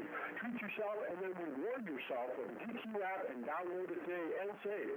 Dairy Queen of Huron is open every day of the week for lunch, dinner, or an anytime snack. Dairy Queen of Huron. Are your kids performing to their full potential? Does the ration provide everything they need? But the experienced food consultants at Dakota Land Feed help you get the performance you want and the service you deserve. With the ability to balance rations for every stage of a calf's life, the feed consultants provide valuable information to support your operation. They strive to provide best-in-class service and knowledge you can count on. Dakota Land Feed, your local feed supplier. You're listening to the Huron Tigers on Dakota Sports KIJD. Halftime, the Mitchell High School Marching Band on the field. Huron leading the Colonels 21-3. Run down the stats. First off, the scoring. Huron got on the board first. Took the opening kickoff, a 50 or about a 48-yard kick return up to midfield by Mason Juergens. Then Huron able to score. The big play there was a 32-yard pass on a 4th and 7 near midfield by Huron from Anderson Porish to Mason Juergens. That set it up where Landon House basically carried the ball in the rest of the way. Had a 2-yard run, missed the extra point, 6-0 Huron. Mitchell then drew down the field, got to about the 36, but on a 4th and 1, they tried a pitch, put it on the ground, and Ty Kleinsasser covered it. Huron stopped that drive, but then couldn't do anything and had to punt. Then Mitchell had a long drive, 5.5 minutes, went down the field, had a 1st and goal at the 4-yard line, but then 2 tackles for loss put him back at the 10. They settled for a 27-yard field goal by Hunter McGee. That made it 6-3 Mitchell, and we were early in the second quarter. Huron got the ball back, got a couple of nice pass plays, and then Landon Holst broke free. He had been held in check for the most part in the first half, but he broke off a 43-yard touchdown run with 7.5 minutes to go in the first half. Huron went for 2, and Porish found Holst for the 2-point conversion. Made it 14-3 Huron. Huron had another nice drive going. They had about a 2nd and 1 at the 15, but never converted on it. Gave it back to Mitchell with 1:21 to go. And then Mitchell had a bad pitch that put him back to a 3rd and 13. They tried a pass incomplete. That stopped the clock. So they were punting from their own 13-yard line. And Huron came with a full-out punt block. Mason Juergens, I believe, got the block. Oakley Anderson scooped it and scored. And Huron scored with 9 seconds left on the special teams play. And Anderson Porish kicked the extra point, and that brings us to 21-3 at halftime in favor of Huron. Individual stats for Mitchell, 111 yards on the ground. It felt like they had more, but they just had so many guys running the ball. 5 guys ran the ball. Mason Kemp, 3 carries for 18 yards. Luke LeBrun, 3 carries for 13 yards. Brady Hazing had 4 carries for 14 yards. Caden Allen had 3 carries for 35 yards, and Logan Bressler had 6 carries for 31 yards, so 111 yards running the ball in the first half. But Mitchell really didn't get much passing game going, as Brady Hazing was 1 of 5 passing for 22 yards, and that pass completion was a middle screen that was wide open to Bressler, I believe. So just 22 yards on the ground, so that makes 133 total yards in the first half for Mitchell. They did have 8 first downs. For Huron, 106 yards on the ground and even 100 through the air. Landon Holst, 9 carries for 76 yards. And, of course, the touchdown. Anderson Porish had 2 carries for 4 yards. Ty Kleinsasser, 1 carry for 6 yards. Oakley Anderson, 1 carry for no yards. Anderson Porish throwing the ball 6 of 9 for 100 yards. And I've said Holst with a touchdown. Actually, Holst with 2 touchdowns in the first half. 5 first downs in the first half for the Huron Tigers. Time of possession was a little closer than I thought. Mitchell, though, did have the advantage in the first half, 12 minutes, 45 seconds to 11:15 for Huron. Huron had two penalties for 20 yards. Mitchell had one penalty for 10 yards. Looking at the defensive statistics, first off for Mitchell, Baylor Christensen, I thought I was calling his name a lot. 4 tackles, 1 assist to lead Mitchell, 3 tackles for Luke LeBrun, couple of tackles apiece, Ethan Plemp, Colton Smith, and Owen Shelsky. For Huron, Jeremy Hofer, 5 tackles, good first half for Jeremy, but he's also basically the free safety, and you know what, your free safety making a lot of tackles. That's not the guy you want there, no. But I did notice, too, Jeremy started to fill the gap a little more in the second quarter because I don't think they were kind of almost daring Mitchell to pass the ball.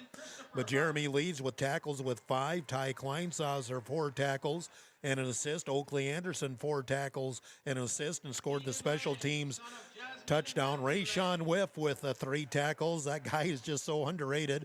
He just plays defense and special teams. If you look at him, you know why I call him the Tasmanian Devil. And he has 3 tackles, 2 for Parker Bischoff, who's been a standout on special teams, and he has picked up some time on defense as well. Those are the stats. We're at the half. Huron 21, Mitchell 3. We're probably still about 5 minutes or 6 minutes away from kickoff for our second half. We'll take a timeout of 2 minutes. Return here to Joe Quintal Field in Mitchell. 2 minutes on Dakota Sports.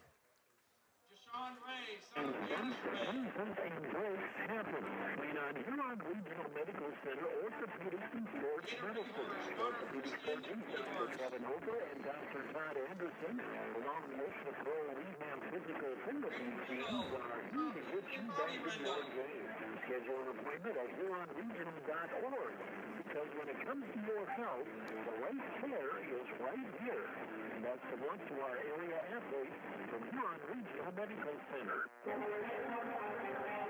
1919 root beer is brewed in small batches with only the finest ingredients, real sugar and real vanilla. Their unique recipe and choice ingredients make 1919 root beer the creamiest, full-body draft root beer available. Pick up 1919 root beer, distributed by Elwine Brothers, at your favorite convenience store or grocery store in Huron. Elwine Brothers wishes the Huron Tigers the best of luck. Go Tigers! Northern Center for Recreation in Huron is your ultimate destination for fun and fitness. Challenge yourself and get fit with a fitness class that fits your schedule. Northern Center offers water classes, weight and cardio classes, bicycle spin classes, and more. New fitness classes are led by the Northern Center's expert instructors. Sign up for a fitness class today. The Northern Center for Recreation, where the fun never ends. This is Matt Sibley with Brian J. Davidson Insurance Agency in Huron. We change thousands of diapers, cut up hundreds of crusts, take hours of peekaboo and duck goose, because you do anything for your kids. That's why it's so important to protect them with life insurance from State Farm. State Farm agent Brian Davidson will help make it easy and affordable to help you protect your family, no matter what the future holds. Because for the people you do anything for, life insurance can mean everything. Call today, because like a good neighbor, State Farm is there. Tiger 95 and 1340 KIJZ are your home for Huron Tiger Sports. Angela Vantoff. Welcome back to Joe Quintal Stadium in Mitchell. Halftime, Huron leading 21-3 over the Mitchell Colonels. Dave Corcoran with me. I'm Jeff Duffy, of course. And Huron, it just felt like Mitchell had a game plan. They were dealing it, but Mitchell making their own mistakes as much as anything. Mentioned they dropped 2 interceptions. They dropped a pass that would have prevented that block punt most likely. And, they were able to run the ball effectively. They've struggled to pass the ball at this point. Mitchell, from a game plan standpoint, I think Coach Larson has to be happy with what he saw, but it's just you got to execute every play, and I think that's what the Colonels are probably talking about in that halftime locker room. Well, like I say, they were running the ball on us just wherever they wanted to, so they were doing that part of it, and the mistakes caught up with them, and we've been on that other side. We know all about that, so we're very fortunate. A couple of those went our way, and we took advantage of those deals, and and we got to be ready to come out for another half here. You know they're going to try to run it on us, so hopefully we made those adjustments in the locker room to change that a little bit so we don't let them run wild like they did, and hopefully we have some success with that. Weekend off this weekend from Tiger Sports. I got a weekend off, and I'm going to do exactly nothing during it. You got hunting to do, I know. Yep. Well, you're more of a guide than a hunter, though, aren't you? Well, I'm and you eat. The eating part is the important thing. That's how I get paid. Yes. Now, next week, two games for Huron. First on Tuesday, Huron volleyball at home at the arena hosting Mitchell. We'll shoot for that 6:30 start. My goal is we actually start a match at 6:30 before the end of the season. It was ambitious, and we have started a couple of matches before 7, a couple at 6:45, but never at 6:30. But, well, I'm just going to continue to say 6:10 pre-match, 6:30 start. And then next Thursday is high school football night. In fact, the next 2 Thursdays, Huron Tigers will play. Now, next Thursday at Brookings, and that'll be a 6:30 pregame, 7 o'clock with the kickoff. Brookings catching their stride now a bit as they're way ahead of Douglas, and they picked up a big win last week as well. So we'll be at SDSU for that finale of the regular season. Then presumably we'll be home for the first round playoff.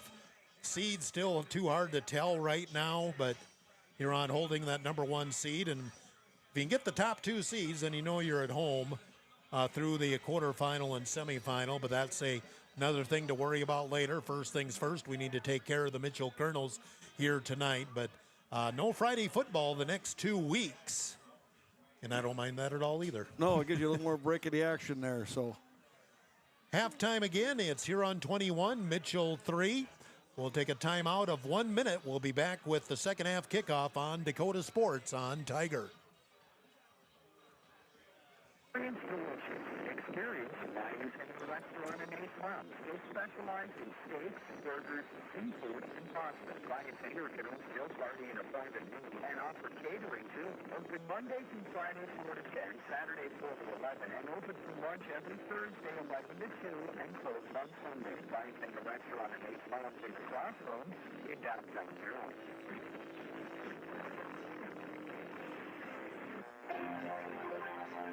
Plus offers Oxy Smoke Food for larger basements and outdoor patios, as well as commercial and industrial spaces. Call 605-252-5776 to get a free estimate. Employees at 14 Plus helping get great looking, durable surfaces from epoxy flooring. The owner and operator visited at 201 Market Studios. Check out the website at 14plus.net. 14 Plus is a proud sponsor here on Tiger Sports. Dakota Sports KIJV, 1340 AM and 95.3 FM. Welcome back to Joe Quintal Field, set for the second half as Mitchell will receive the ball, so Huron goes on defense. We'll see what the coaches concocted there to slow down that Mitchell running game, which gave Huron a lot of problems in the first half, but fortunately for Huron, just 3 points on the scoreboard, but you still have another 24 minutes to go. You got to be ready to play. And the Tigers will kick the ball off here to start the second half. For Mitchell, they're just got to say, we just need to clean up what we do because what we were doing was successful. We just made mistakes and cost us at the end. Well, exactly. You know, the scary thought is if they get that fixed, they could be putting some points up. And we got to make sure we don't allow that. But we just got, like I say, go out there and take care of business and make our adjustments that we needed to make, and let's go play another half. So Mitchell will receive the kick. Caden Allen is the deep man in a 3-man setup there back, and he's situated at the 15. Like I said, the scouting report's out. Huron generally doesn't kick real deep on their kickoffs. Ty Kleinsasser will kick the ball as we get started with our second half of play. Kleinsasser will kick end over end. Allen going, nope, it's going to be one of the upbacks at the 11-yard line.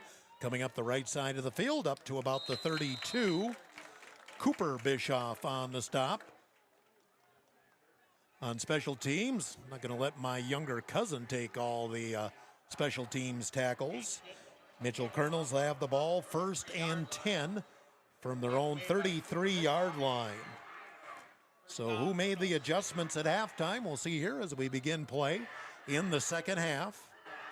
Hearing a lot of noise over there. The student section is definitely enlarged for Huron. Good to see there. 1st and 10, more at the 32 than the 33 for Mitchell. Shotgun, Hazing going to keep it. He's got a little crease to the 35, to the 40, and again, Mitchell able to run the ball effectively. Mason Juergens on the stop, but that's a 10-yard gain and first down. And the Mitchell ball carriers, and again, there's been 5 of them. They're really good. They're just letting the blocking develop. They're not trying to force anything. You saw Hazing do it there. He was just following his blockers. And Huron, again, they got to find a way to deceive that, because other teams are going to see this too, what the Colonels are doing with their running game. 1st and 10, so Mitchell a quick first down here to start the second half. They have it at their own 42-yard line. Huron comes with a 5-man front, I formation. Hazing, a long count. And he wants to pass. He's looking to the far sideline, and ball tipped in the air, and Winiger just couldn't quite get it. He and Colton Smith were battling for position there. Hazing did throw a nice ball there, but well defended by Riley Winiger. Incomplete. It'll be 2nd down and 10. Colton Smith, the All-State basketball player, out for football for the first time, I believe, since 8th grade. He's definitely got a football build. 2nd and 10 from the 42.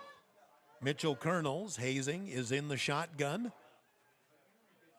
with a back right beside him, and handoff coming off to the right, and nice tackle. Oakley Anderson at about the 44-yard line holds the gain to about 2 yards. Bressler on the carry.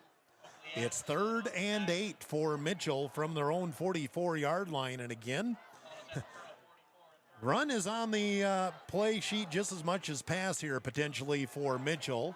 Anything there. 3rd and 8 from the 44-yard line. We're just underway in the second half. Colonels have Hazing in the shotgun. 2 receivers left, 1 right. Low snap. He's looking to pass under some pressure. Now he's going to be sacked. As getting there, Rayshawn Whiff along with Ben Cardona.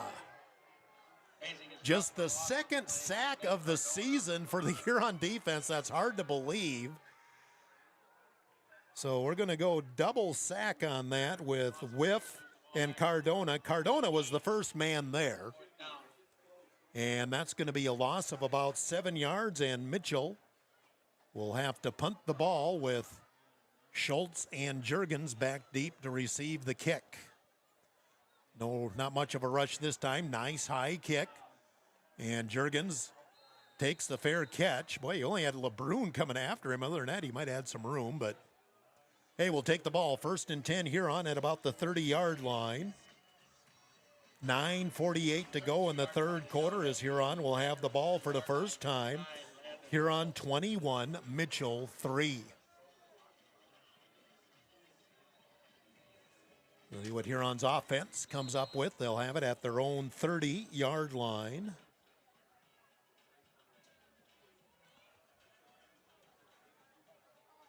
In the shotgun on 1st and 10. Hand off to Anderson as he starts the second half. We haven't seen a lot of Hulst lately. I wonder if there was an injury. Anderson's going to get dropped for a loss. They said Hulst, but I think that was Oakley Anderson. 2nd down and 12. Loss of 2. It'll be 2nd and 12 back at the 28-yard line. And Hulst really, after when Huron had that 2nd and 1 late in the second quarter at the 15, Hulst wasn't in there much. So now we're at 2nd and 12. Porish looking at the formation. He's in the pistol, straight drop. Now rolls to his left, going to lob it to Juergens, makes the catch at the 35. And Juergens thought the whistle had blown, but Mitchell was still trying to tackle him and strip him. Just a little lob pass, and the Colonel defender never turned around and found Juergens. Gain of about 9 or 10 on the play. No, not that long. Got up to about the 37-yard line, so it is a gain of 9. 3rd and 3 for Huron from the 37-yard line now. It looks like Hulst is back in the backfield on the 3rd and 3 from the 37-yard line. 2 receivers left, 1 right. And they're going to flip it to Juergens, trying to go wide right. Mitchell stringing it out, and he's going to be submarined for no gain. Well played by Mitchell. That was Logan Bressler came, and Juergens ran a long ways and was unable to get it up the field at all. 4th and 3, no gain. And now Huron's going to go 3 and out, and Porish will be asked to punt from his own 37-yard line. Mitchell just has one guy back deep to receive. See if the Colonels are coming after Porish. Snap is on target, and a nice high kick. Nice kick for Porish. Fair catch, now going to bounce and take a great bounce for Huron inside the 10, down to the 6-yard line. Fair catch, but then the guy never came up and caught it. And a long punt for Porish. That is a 57-yard punt for Porish. That brings his average back up. Not his long for the year, though. 62 is his long. But a 3 and out, and Mitchell has the ball back. 1st and 10 at their own 6-yard line. 7:32 to go here in the 3rd quarter. We got him deep down here. Now we need to keep him down here. 1st and 10 for Mitchell, and they show shotgun. Hazing right at the goal line, and he's going to come out wide to the right and get strung out. And, Huron just not tackling. Got to finish the play. Kleinsasser will swing him out of the 13. Boy, it looked like a couple of guys had a chance to get him for a loss. But Hazing just kept running, and got to take his legs out, guys.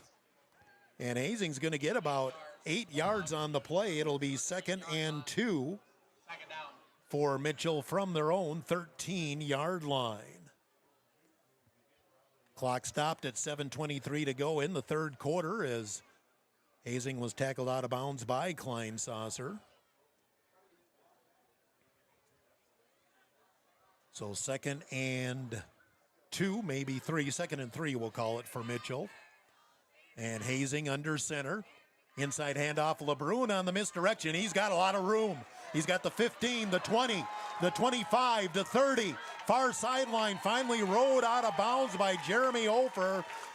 Huron cheated to the right, and LeBrun had a huge hole to the left. Big carry for Mitchell all the way up to the 40-yard line. That's a gain of 27 for the Mitchell Colonel.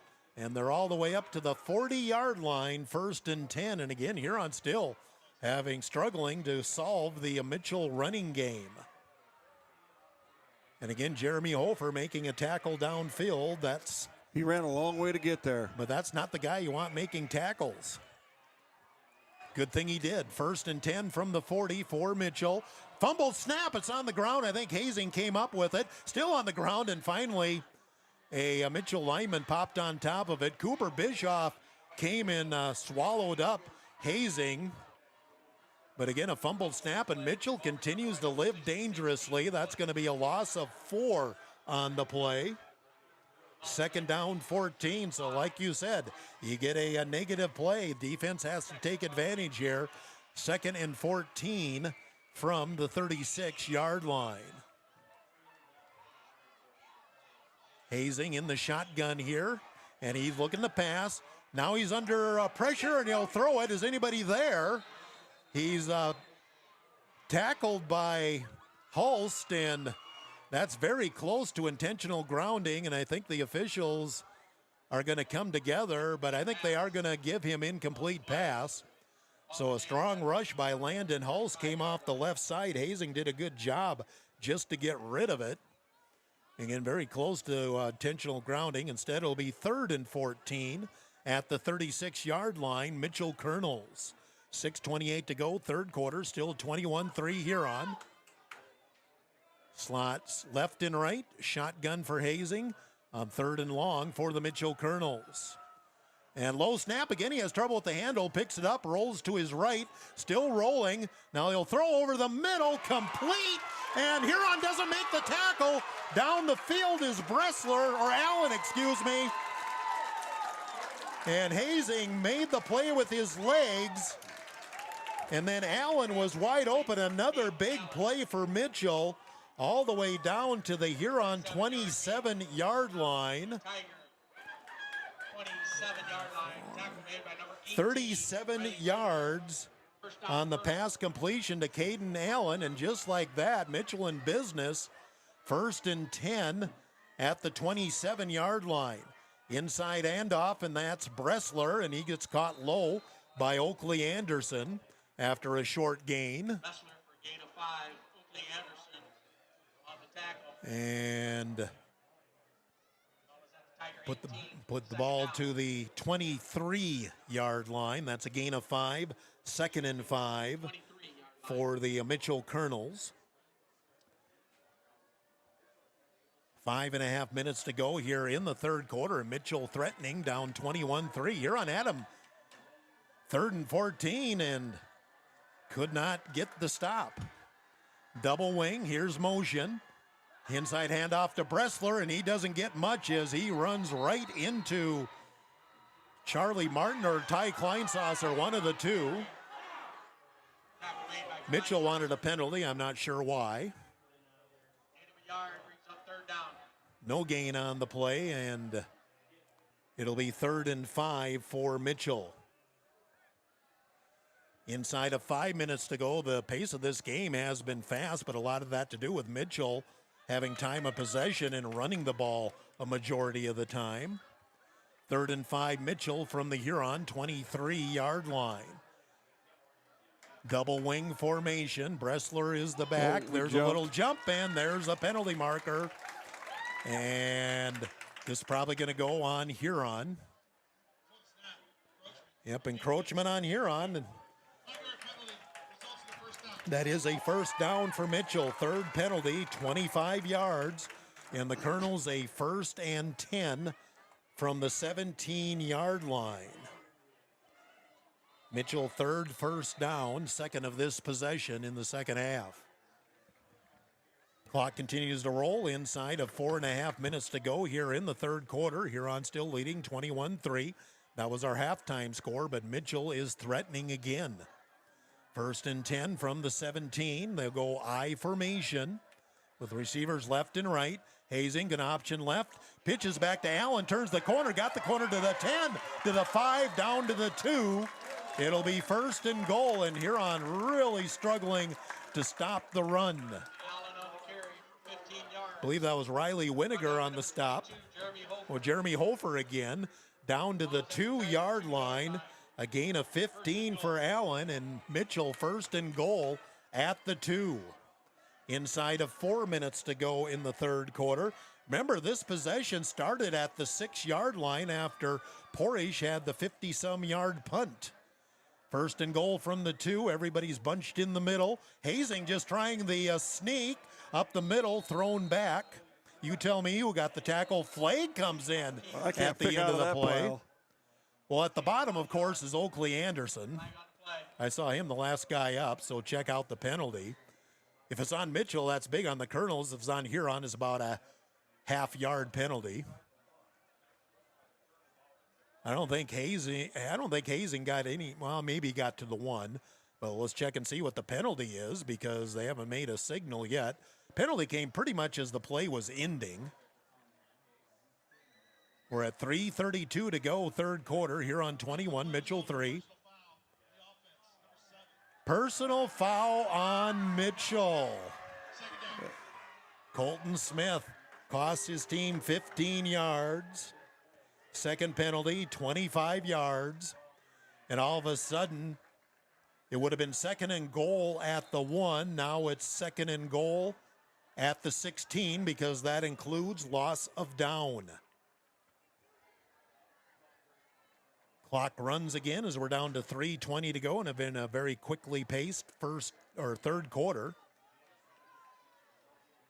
And Colonels will spread it with slot right, one receiver left, that's Smith. And Hazing going to roll it to the right, and one missed tackle, but then here comes Ty Kleinsasser, swings him down. Maybe got up to the 15. It'll be 3rd and goal for Mitchell from the 15. Give him a gain of 1.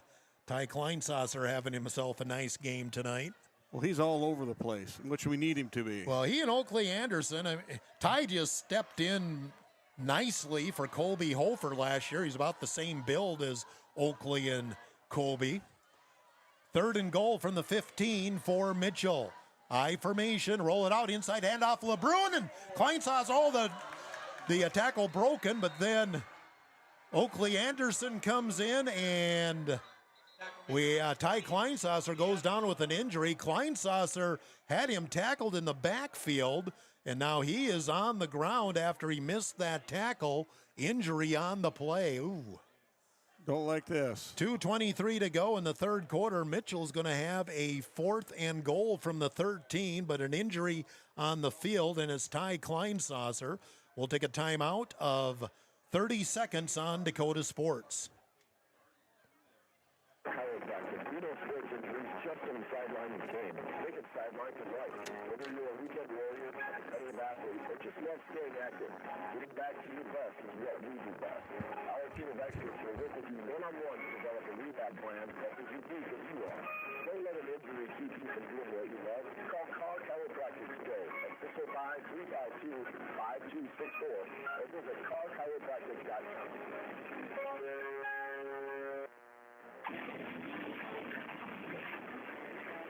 Tiger 95 and 1340 KIJZ. Injury on the field. Ty Kleinsasser still down, and, well, they're working at the lower leg, which you never want to see, so we'll hope for the best. But trainers are out there looking at Ty, who he got in and he had a chance to tackle LeBrun for a loss. He swung by and I suppose just twisted a leg in the turf. And they still tend to Ty. He is sitting up now. Let's do a Seven Suns Heating and Air scoreboard update. Early in the second half, Yankton has extended the lead over T-Area, 24-0. Halftime, Brookings 59, Douglas 0. Huron goes to Brookings next week, and Kleinsasser going off with assistance from his coaches. Lincoln leads Aberdeen Central 37-7 early in the second quarter. Spearfish 14, Piers 0 late in the first quarter. There's an eye-opener.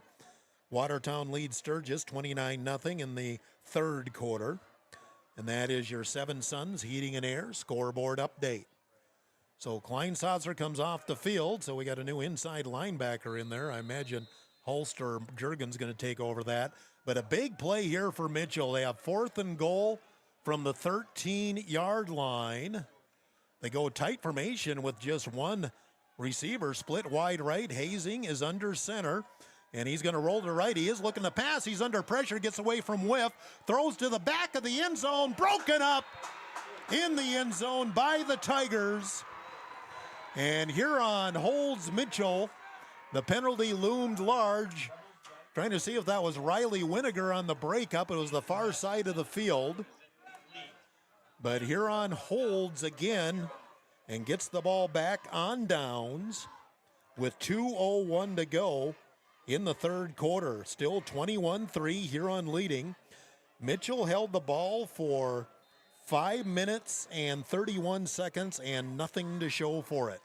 Now the Huron offense has to show something. They've only run 3 plays here in the second half, third quarter, and we have 2:01 remaining. Huron will have it 1st and 10 at their own 13, by far the worst starting field position for Huron. Porish is in the shotgun, and inside handoff to Holst. He's up to the 15 and stopped there, gain of a couple. It'll be 2nd and about 8 for Huron. As Holst just hasn't been able to break out. He had the 2 big runs, including the long touchdown run, but Mitchell has held him in check. Of course, that is his first carry of the second half as well. We're late third quarter. 2nd and 8 from the 15-yard line. 2 receivers right, 2 receivers left, tight end left. Empty backfield for Anderson Porish on 2nd and 8. Porish looking to pass, throws to the right.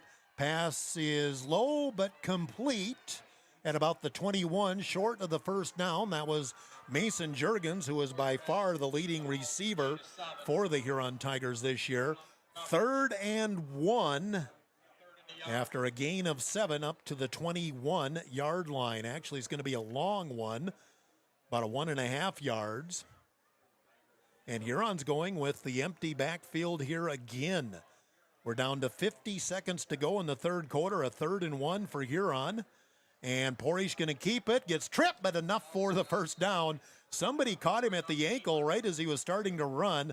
But Porish, that was a design play, goes straight ahead, gets the first down up to the 25, and Huron their first down of the second half.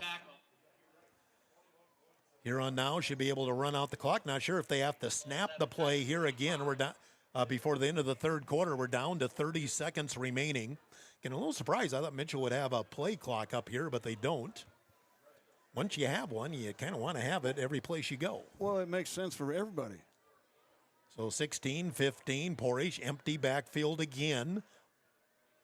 And he's going to look to pass. Porish, straight drop, throws over the middle to Carter Porish at the 33. Nice gain on the play. Porish to Porish, brother to brother. And that will end the third quarter. Huron 21, Mitchell 3 as we head to the fourth. Timeout, 1 minute on Dakota Sports.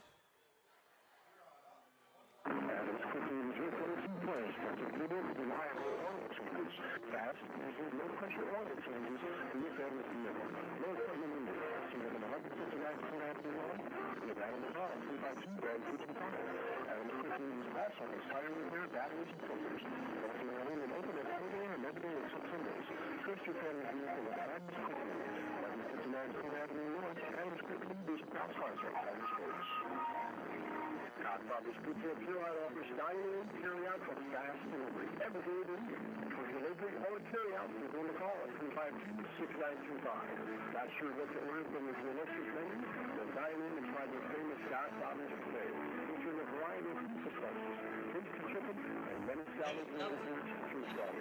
Local ales to stop in and say hi to the area and the rest of the for $250 for 50/50 more. Scott Robbins pizza, give me a call. $250 is still Pearson. Please go to the concession stand. Dakota Sports KIJD, 1340 AM and 95.3 FM. Welcome back to Joe Quintal Field in Mitchell. I'm Jeff Duffy with Dave Corcoran. We're heading to the fourth quarter. Huron maintains that 21-3 lead. Mitchell has had their chances tonight, but again, shots in the foot, a couple of one drop pass, a couple of dropped interceptions. Then you're on the 2-yard line, get a 15-yard unsportsmanlike. Those are just killers in a football game you're trying to come back on. 2nd and 2 from the 33-yard line for the Huron Tigers. Back to pass. Porish under pressure will throw. He's got a man open, but Carter Porish had it overthrown, and I think Anderson was just trying to get rid of it. It looked like we were trying to set up a screen or something, but there was nobody really there in the middle of the field, and now 3rd and 2 for Huron from the 33-yard line. Can the Tigers get the tough yardage? You need to get these and just keep the ball away from Mitchell here. Huron just 1 first down here in the second half. Mitchell dominating time of possession. 3rd and 2 from the 33-yard line. Motion is Juergens. They're going to run the option to the left. Here's the pitch to Juergens. Turns the corner. First down up to the 40. Knocked out of bounds by Smith, but Mason Juergens gets the first down. He went in motion, basically a speed option. Second first down of the second half for Huron, but up to the 41-yard line. A gain of 8 on the play for Mason Juergens. And 1st and 10, Huron from the 42. We've just started the fourth quarter. 11:46 remaining in the game. Huron leading 21-3. Porish in the shotgun for 1st and 10. And handoff, I believe that's Oakley Anderson. And again, just nothing there. Huron has not been able to get anything up the middle against this Colonel D tonight. That was Hulse, not Anderson. And in the middle of that time for Mitchell was Owen Shelsky. No gain on the play. It'll be 2nd down and 10. Mitchell's been able to run the ball. Huron has struggled to run the ball, but yet Huron leads 21-3 early in the fourth quarter. 2nd and 8, as Hulse did get 2 yards on the play. 2nd and 8 from the 43. Porish throws short. The pass bobbled. It was thrown short to Elwine. I think Blake was trying to make his move and forgot to bring the ball with him. Incomplete, and Huron faces a 3rd and 8. And so Huron needs to convert here. They haven't taken a whole lot of time off the clock on this possession. Guess they have had it for 3 minutes going back to the end of the 3rd quarter. But for the Colonel defense, this is a big opportunity to get the ball back. 3rd and 8 for Huron from their own 43. And roll to the right for Porish. He's looking, going to throw deep, looking for Juergens, but overthrown out of bounds. And Huron will need to punt the ball on 4th down. He had Elwine short, Juergens deeper. And Porish will be asked to punt again. His last punt again went 57 yards. He's had 2 punts tonight, 57 and 27 yards. And punting here from the 43-yard line.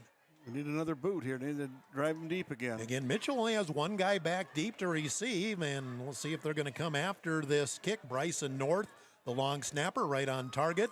And a line drive kick angles off to the left and will bounce out of bounds. Looks like near the 30-yard line. They put it down at the 31.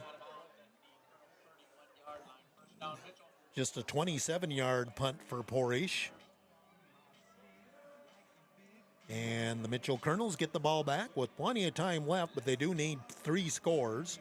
10:47 to go in the game, and Huron leading 21-3. Colonels' last possession, they held the ball 5.5 minutes, had it down to the 2-yard line, but a penalty as much as anything killed off that drive. Now the Colonels 1st and 10 at their own 31.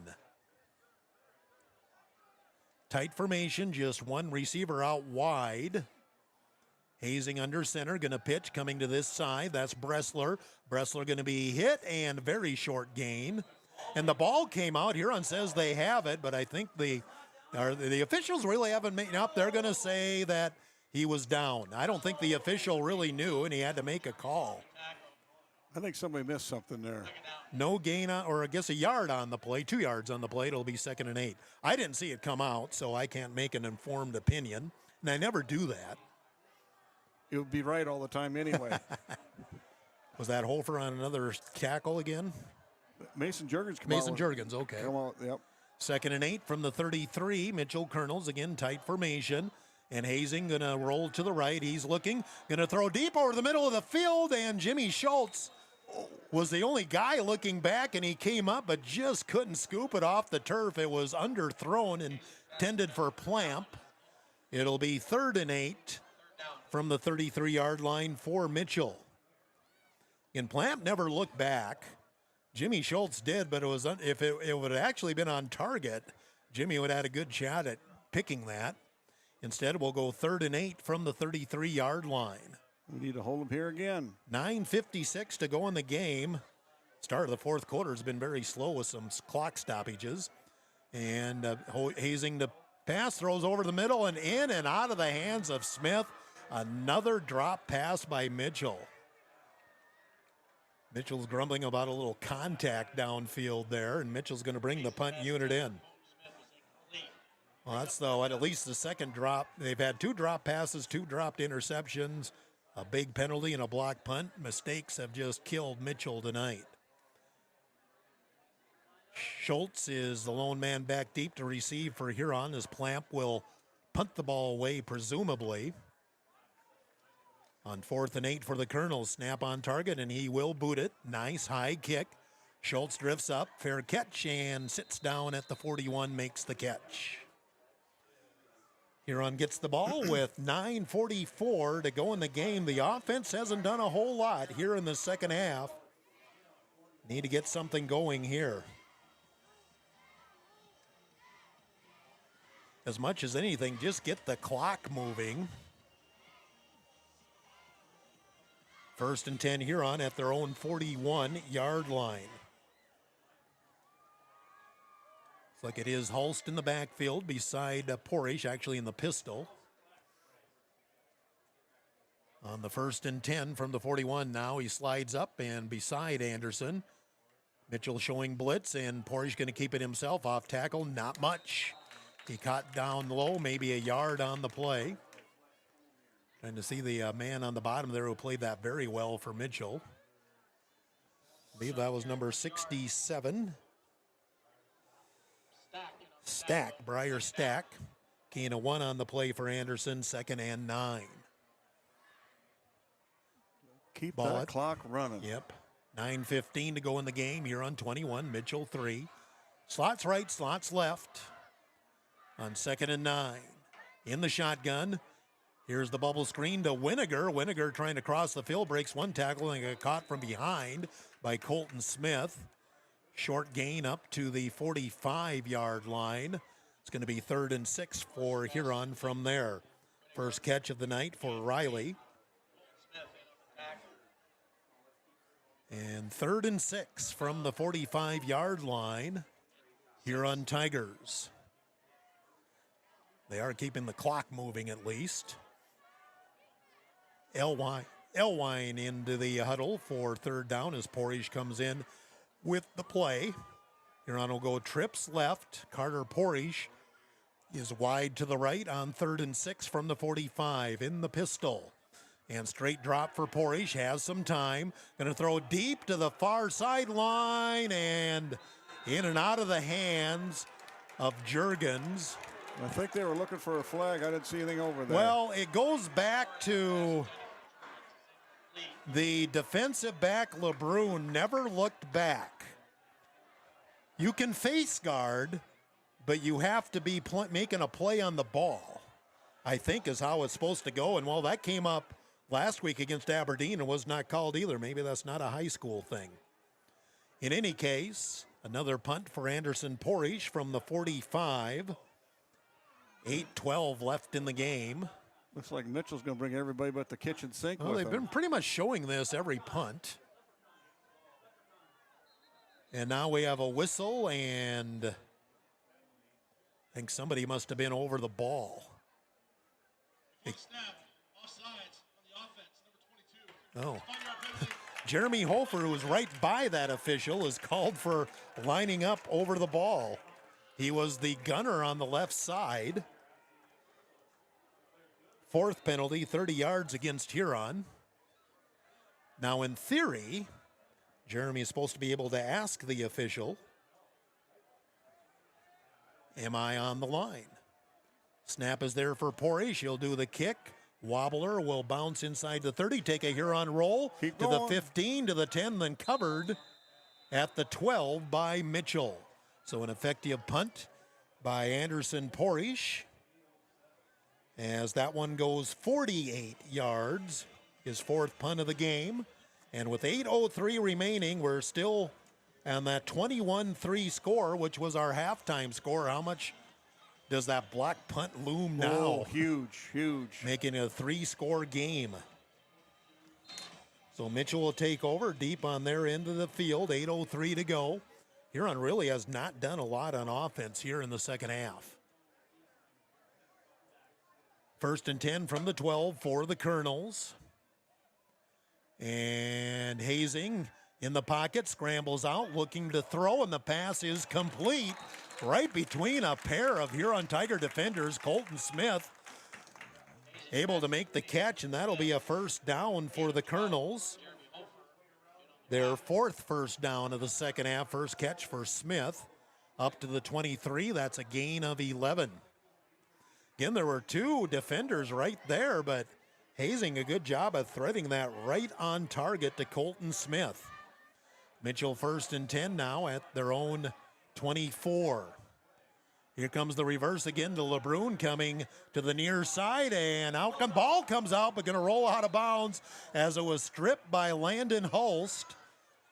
Will be a loss on the play, and again, Mitchell continues to live dangerously. You could see that nobody was probably going to get to that.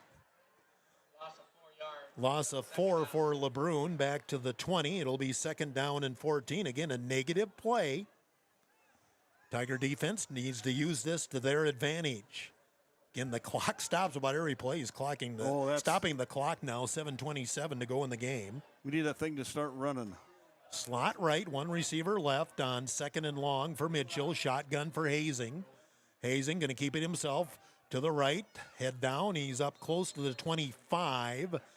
Gets the lost yardage back. It'll be 3rd and close to 10. Oakley Anderson, Cooper Bischoff on the stop for Huron. We'll call it 3rd and 9, so a gain of 5 for Hazing. 3rd and 9 for Mitchell at their own 25-yard line. Inside of 7 minutes to go in the game. Huron leading 21-3. And the Colonels a big 3rd and 9. In the shotgun is Hazing. Hazing rolls to the right. He wants to pass. Throws over the middle and intercepted by the Tigers. Is that Juergens? Intercepted by Juergens. He had a man open, but it was underthrown, and Juergens with the pick at about the 34. There is a flag on the play, so check that out, and this may go against Huron. Yep, roughing the passer, erases an interception. It's Huron's turn to make a mistake. Roughing the passer, 15 yards on Huron, and Mitchell instead of a pick. Ooh. They'll get a 1st and 10, 5th penalty, 45 yards on Huron. So the Colonels a 1st down.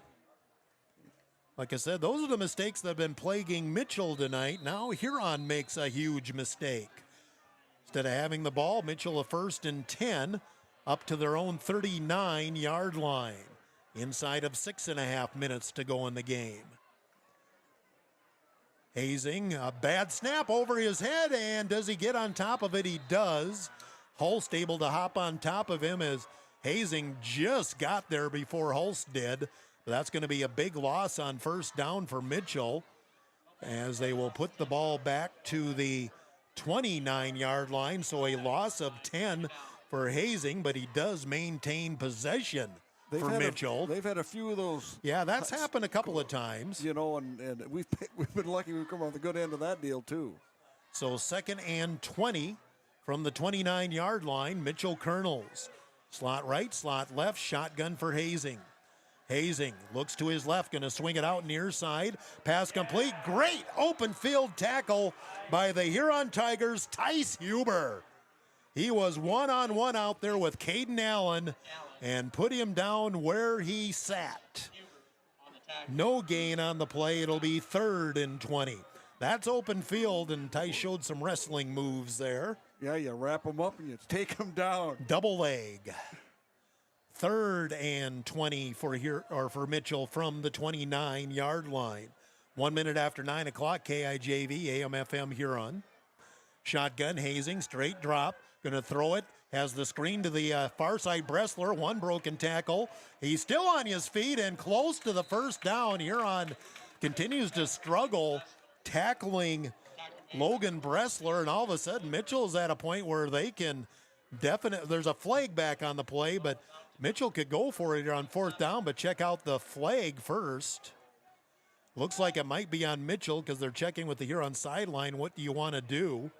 It would be 4th and 3 or 3rd and even longer for Mitchell, but check the flag first. But the way they're talking, it looks like it will be on the Colonels. Holding on Mitchell, just the 3rd penalty on Mitchell, but 35 yards. And now Mitchell back even more. They're back to the 19-yard line. It's going to be 3rd and 30 for Mitchell. And, well, time's just, Mitchell's just burning daylight here. Exactly. 4:40 to go in the game, and Mitchell needs 3 scores, and they're going backwards. They got a huge time of possession advantage here in the second half. 3rd and long. Huron comes with a blitz. Hazing will throw short. The pass complete. Hook and ladder. Ball on the ground, but LeBrun gets back on it, and they're just only going to get about a yard off of that. Hey, you got to try what you can. Well, but the pitch was a little off mark, and it looked like Huron had it pretty much corralled as long as they made a secure tackle. Hook and ladder ends up with 1 yard. It's going to be 4th and 29. Mitchell Plamp on to punt. We'll see if they do. And the main thing is the clock keeps running. Well, we're down to 4 minutes left in the game, and if they punt this away, Huron's probably a first down or two away. Plamp will kick it. Nice high kick. Fair catch by Schultz right at the 50. Wise decision, Jimmy. You don't need to take chances here. Secure the ball, and let's go. So Mitchell, for all they've been able to move the ball, it feels like, they've had 4 possessions, 3 punts, but then a long possession where they failed to score, being down at the 2-yard line, and Huron maintains the 21-3 lead. It'll be nice to see Huron. Can you just get a couple first downs, run out the clock? Huron will have the ball 1st and 10 at their own 49-yard line.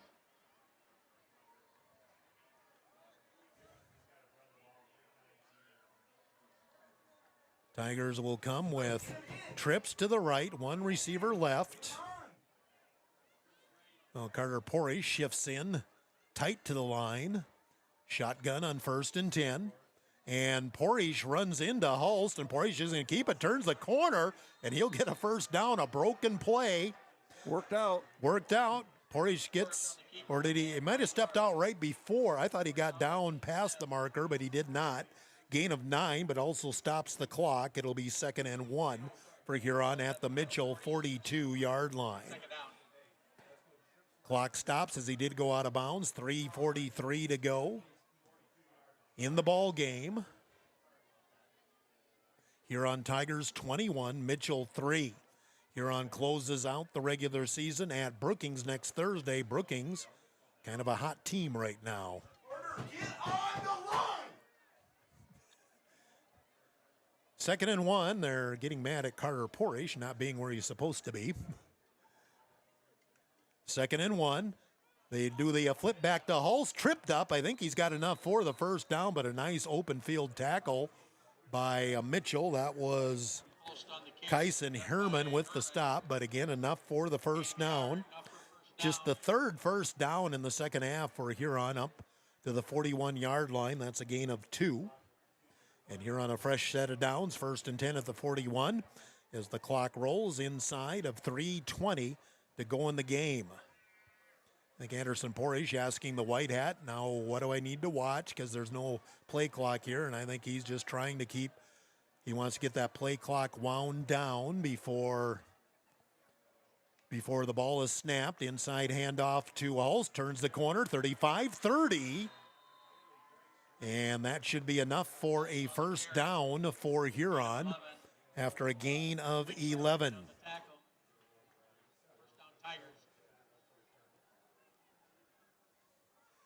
First and 10 for the Tigers. And I do have Hulst up to 96 yards rushing.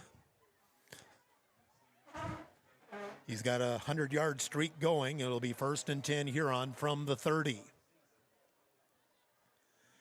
Inside of 2:40 to go. Again, Porish just letting the clock run. Don't want to snap it till you have to.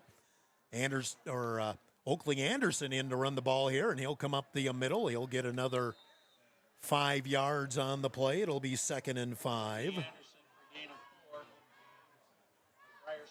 And right now, Mitchell's just satisfied to let the clock run. It looks like Hulst back into the game as Anderson comes out. 2nd down and 6 for Huron at the Mitchell 26-yard line. Colonels came out with a game plan tonight, but again, their mistakes really stockpiled. Inside of 2 minutes to go. Again, Porish waits for the snap, watching the back judge. As now he puts up the hand. I think that means we're inside of 10 seconds. 2nd and 6 for Huron. Here's the pitch back to Hulst. Turns back against the grain. He's up to the 24-yard line.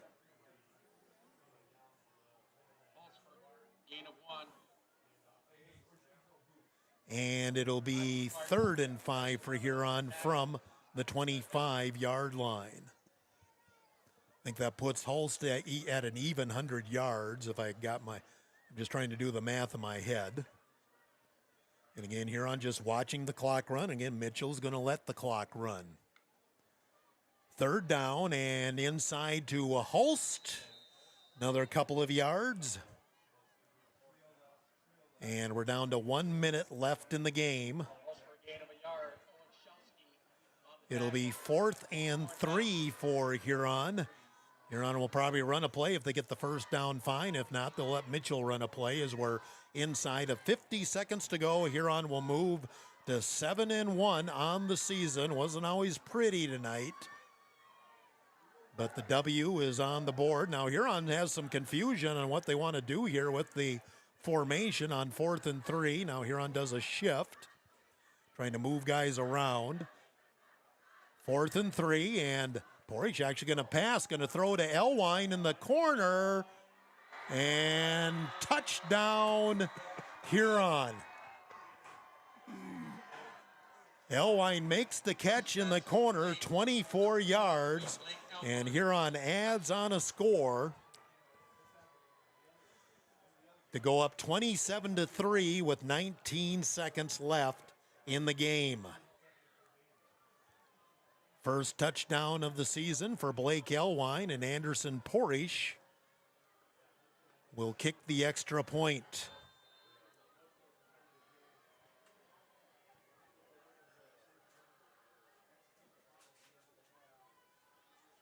Point after is blocked. 27-3, Huron leads. We have time for kickoff and maybe a play. We'll take a timeout of 30 seconds on Dakota Sports.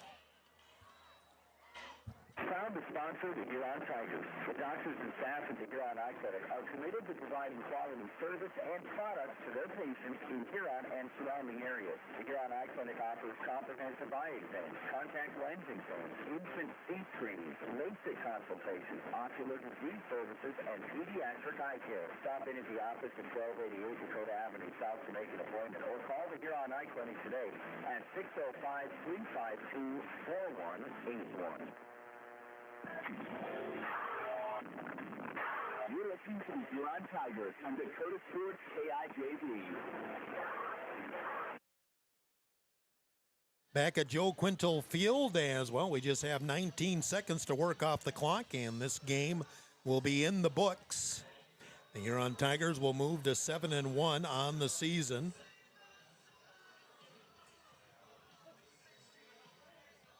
And who's going to kick off? It'll be Porridge kicking off. Again, Kleinsasser's not returned since he was injured earlier this half, and he's just been seated on the bench with an ice bag. We'll hope for the best on that one.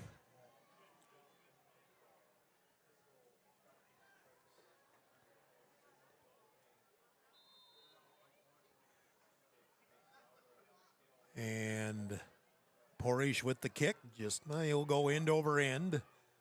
Going to be grabbed at about the 11-yard line.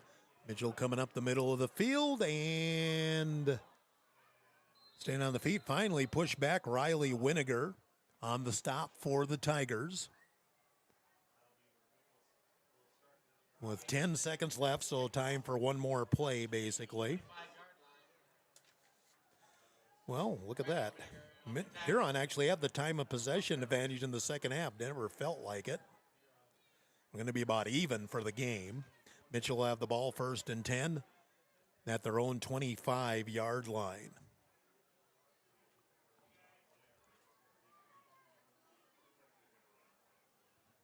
And Mitchell, see if they run a play. Huron just has the defense back. Hazing under center. See if they're actually going to run a play or just take a knee. Bresler in motion, and Hazing going to run it himself to the 30, to the 35, still on his feet, to the 40. And finally, Oakley Anderson catches him from behind at the 42, and that will be the last play of the game. 17-yard run by Hazing, but the Huron Tigers win it. Huron 27, Mitchell 3. Huron moves to 7-1 on the season. Mitchell drops to 1-7. We'll take a timeout of 2 minutes. Gary Zell Auto Glass Postgame is next on Dakota Sports. Build or refinance your existing home. I'm Kimmy Olson, your local mortgage loan officer at American Basin Trust in Huron. Whether it's a conventional loan with locals for the same VA everything, road development, jumbo, or a home equity line of credit, I'm here to help you find the right fit. Let's make your home goals happen. Apply today at mortgagewithpregame.com or call 359-2818. American Bank and Trust, where your journey begins. Member FDIC, equal housing lender. Wishbone Market is proud to be part of the Huron community and the Huron area high school athletes all season long. At Wishbone, they believe in supporting local, which is why you'll find South Dakota favorites on their shelves, from wines and meats to hometown snacks. They have great in-store savings and new products with updates shared on their Facebook page. Follow them on Facebook and stop in today. Shop local, save more, and enjoy the best from South Dakota at Wishbone Market. Wilbur Ellis is a leading provider of innovative solutions in plant protection, plant nutrition, and field technology. They offer premier products and one-on-one relationships with local field experts to help their customers grow. Wilbur Ellis is committed to bringing you and your operation new and innovative ideas. Contact your local Wilbur Ellis specialist today to find out how to maximize your return on investment. Wilbur Ellis wishes all area high school athletes the best of luck this season. Gary Zell Auto Glass is a proud supporter of Huron High School sports and the Tiger Postgame Show. Gary and Michael Zell offer mobile glass replacement of windshields, door glass, cars and trucks, even tractor cabs on site. Gary Zell Auto Glass does ship repairs, and they process all insurance paperwork. Call 352-0836 or toll free 1-888-852-0355. Gary Zell Auto Glass in Huron.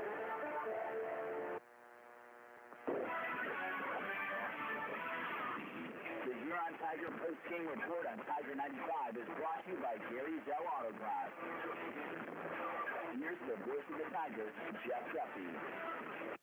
Gary's Auto Glass post-game continues. Huron Tigers 27-3 defeat the Mitchell Colonels tonight, and Corky for mistakes made by both teams. Mitchell's got to feel we left too much on the field tonight against a really good Huron team.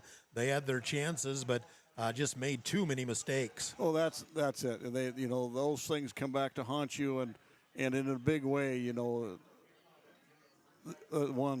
fumbles and the pass, drop passes and stuff like that. The penalty at the 2-yard line might have been the biggest one. That one there, I think it just took the wind right out of their sails. That's tough to overcome that one and stuff like that. So we were very fortunate that the things went that way, and we got our advantage of those, like what you need to do. But we better be ready for what's coming down the road. Yep. Huron goes to 7-1. Is that right? Yep, 7-1. And to Brookings next Thursday to wrap up the regular season. I'm sure a home game is wrapped up. The seed might still be up in the air. And, Huron Yankton, I think probably one of those two will probably wind up with the top seed, pending on the results tonight. Next week, Yankton was winning over T-Area fairly comfortable. The last time I checked, the Spearfish Pier game is the one I'm going to keep an eye on, because that's the big eye-opener, because Pier had been hitting their stride, and, late in the first half, Spearfish leading Pier 21-7. Seven Suns Heating and Air scoreboard update. We'll take another timeout here, 2 minutes. Gary's Auto Glass postgame continues. Coach Strand will come up. We'll choose our Signature Plus player of the game. We'll run down the scoring, the stats, and more. 2 minutes on Dakota Sports. Service review with Lane Anderson of Farmers Union Insurance. Auto, home, farm, life, and business. Become a satisfied policyholder with Farmers Union Insurance.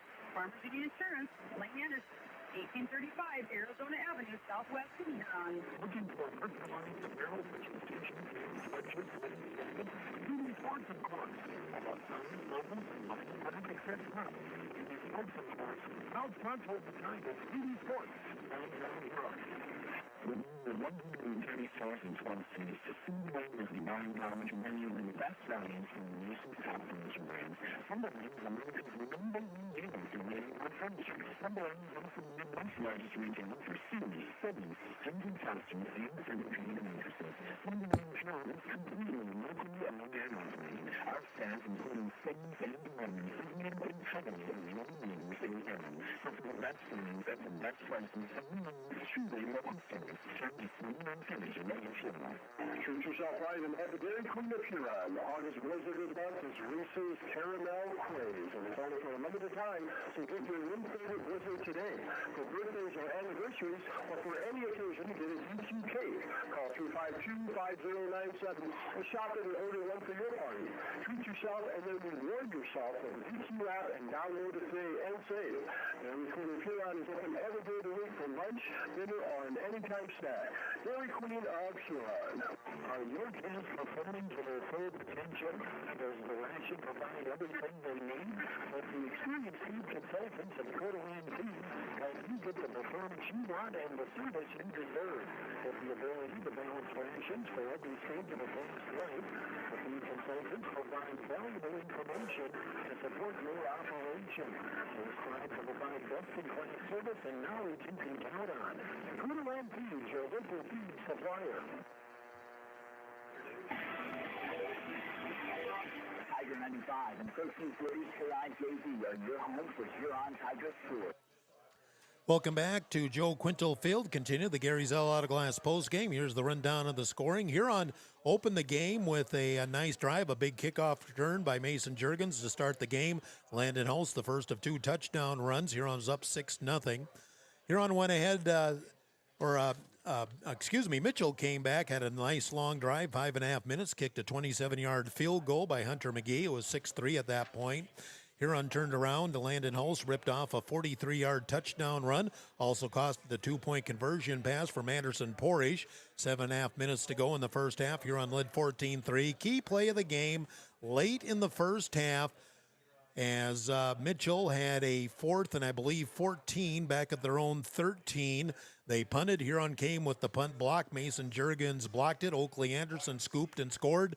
Huron went ahead 21-3 with 9 seconds left in the first half. And that's pretty much how the scoring stood the rest of the way. Nobody scored till late in the ball game. Huron scores on a 24-yard touchdown pass from Anderson Porish to Blake Elwine. Point after no good.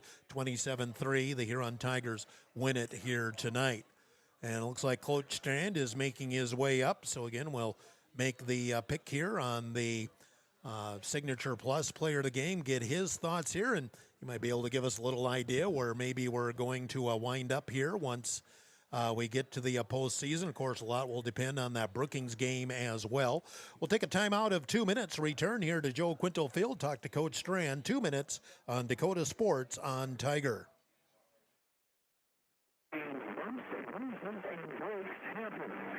Huron Regional Medical Center, Orthopedics and Sports Medicine.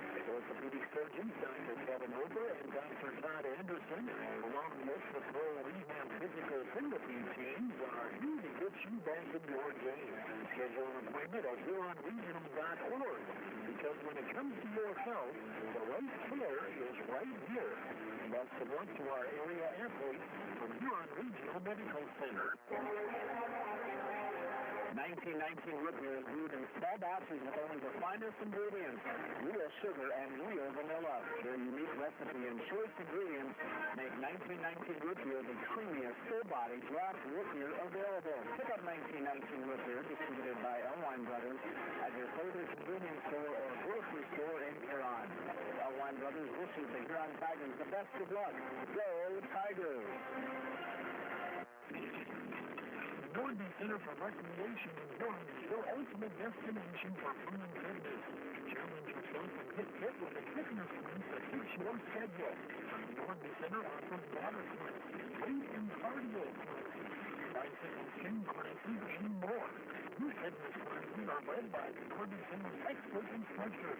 Sign up for a fitness class today. The Northern Center for Recreation, where the fun never ends. This is Matt Sibley with Brian J. Davidson Insurance Agency in Huron. We change thousands of diapers, cut up hundreds of crusts, and hours of peekaboo duck goose, because you'd do anything for your kids. That's why it's so important to protect them with life insurance from State Farm. State Farm agent Brian Davidson will help make it easy and affordable to help you protect your family, no matter what the future holds. Because for the people you do anything for, life insurance can mean everything. Call today, because like a good neighbor, State Farm is there. Dakota Sports KIJV, 1340 AM and 95.3 FM. Welcome back to Joe Quintal Field. Gary's Auto Glass post game continues. Drew Strand, head coach of the Huron Tigers, joins us here. And Coach, it's never pretty when Huron Mitchell comes together.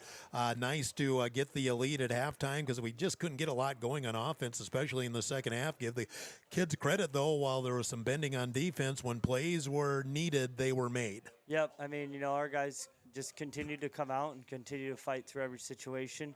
There were some things on defense that would put them in tough situations, and offense, I don't know if we were quite ready for their big line. They got a group of guys up front that are huge, and give them a lot of credit for a lot of fight that they had tonight. But it's a good thing we got off early in the first half, and Landon kind of broke those big runs and just kind of throttled in. It'd be nice to see that off in the second half continue on, but just continue to fight, and that's what our guys did, and proud of them guys for doing that.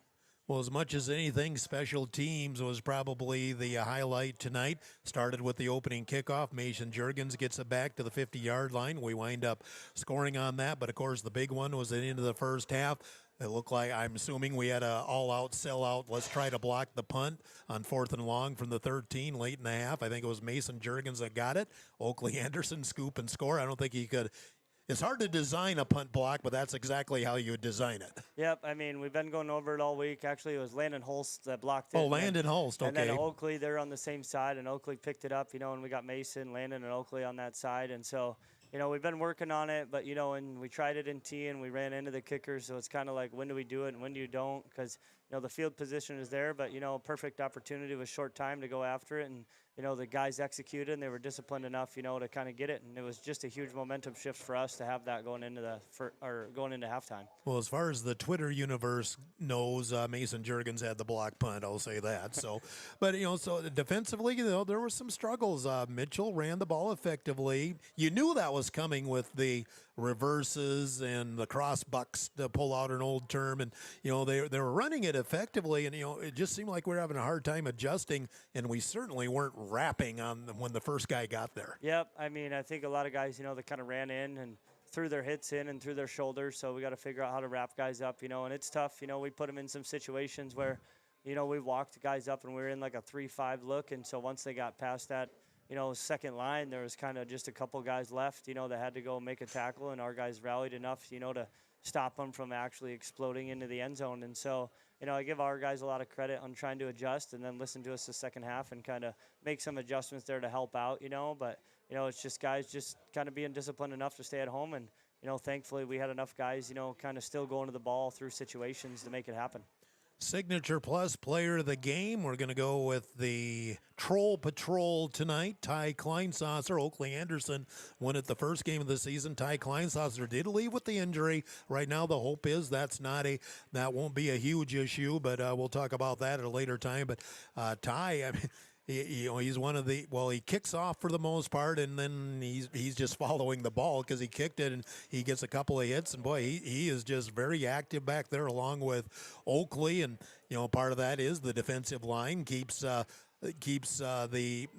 offensive lineman off them, but Ty has just stepped into that Colby Hofer role perfectly. Yep, I mean, Ty's definitely a game changer to have out there. He's kind of the big hit guy. He's the explosive guy on defense that's going to come downhill, and he's going to fill, and he's going to run over the first guy, and that's kind of why we put him at our kicker, just to kind of he's the first one to know where the ball's going and let him kind of just let loose a little bit on kickoff and go down there. And so he had a couple big stops there, where it was 3rd and short or 2nd and short, and he comes in the backfield and stops him for a loss. So he's just been a phenomenal guy to have in there at a middle linebacker, and he's done a good job. And hopefully we just rest that ankle up and he's ready to go later on next week. Yeah, because it is a short week. We go on Thursday next week over to Brookings to play the Bobcats, and Brookings was up big on Douglas, maybe final by now, but that was to be expected. But, Brookings is a scary team. They have a big senior class that a lot of them are playing for their 3 years now, and they've had a little bad luck. They've lost a couple of tight games, but, I think they've won a couple in a row now. They're starting to catch their stride. Yep, I mean, these teams, that we thought were kind of, where they were at the beginning of the year are starting to improve and starting to look better and starting to find their identities. And Brookings definitely is one of them where, they're starting to feel good about themselves. And, these guys, our guys in Huron, we kind of put a target on our back just for the fact that they're winning games. And, when you keep winning games, the target gets bigger. And so we just got to continue to hone in on what our goal is and what goals we have for a whole team and just be disciplined enough to stay on our goal-oriented outcomes and continue to fight and bring the attitude and effort every game, every week. And you and I really haven't talked about seeding yet, but why not? We're past game 8 now, and obviously a home game is clinched here and probably has been for a couple of weeks at 8-1. Presumably, the one of the top 2 seeds is pretty much in reach as well. Take care of business with Brookings, and it's not a problem at all. But be nice. We know we're going to be at Tiger Stadium here coming up in a couple of weeks. Yep, I mean, it'll be huge to get that first home game, in the playoffs. I know we got a lot of fans and a lot of community members that have been backing us, since we've kind of, been excelling this season, and it's awesome to see all the people in the stands and be behind the guys because, all the kids that have put in the work for whether it's from 4 years, of being under me and just kind of putting in the off-season work from the season grind to everything, that comes with all the hours that they put in. It's really nice and really cool to see the community members, that are behind them and cheering on, Friday nights and for them guys, so it's awesome. And, that'll be fun for those guys to be able to play, in front of their hometown crowd with a lot of fans in the stands, hopefully, and continue through, hopefully into playoffs. Well, like we say after this, onward and upward, 7-1's pretty nice. Yep. Drew Strand, head coach of the Tigers. We'll take a final 2-minute timeout. We'll run down the stats and wrap it up here from Joe Quintal Field. The 2 minutes on Dakota Sports. Experience delicious. Experience Lions and Restaurant in Ace Mountain. They specialize in steaks, burgers, seafood, and pasta. Clients here can also party in a private room and offer catering too. Open Monday through Friday 4 to 10, Saturday 4 to 11, and open for lunch every Thursday 11 to 2 and closed on Sunday. Lions and Restaurant in Ace Mountain in the Crossroads in downtown Huron.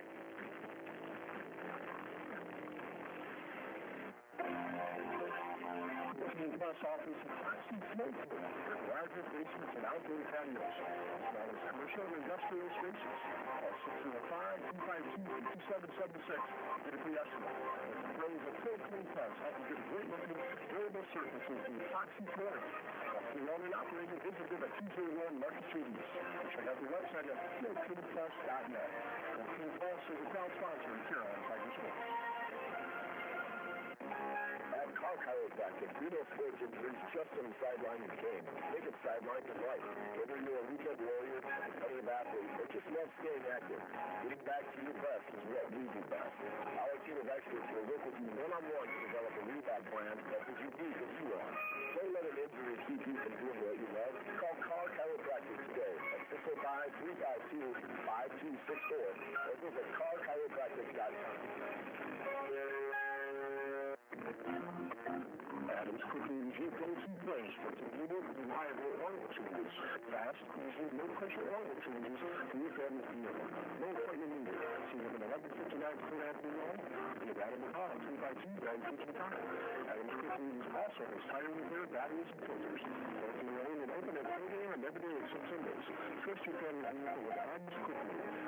1159 Third Avenue North. Adams Cooking is proud sponsor of Tiger Sports.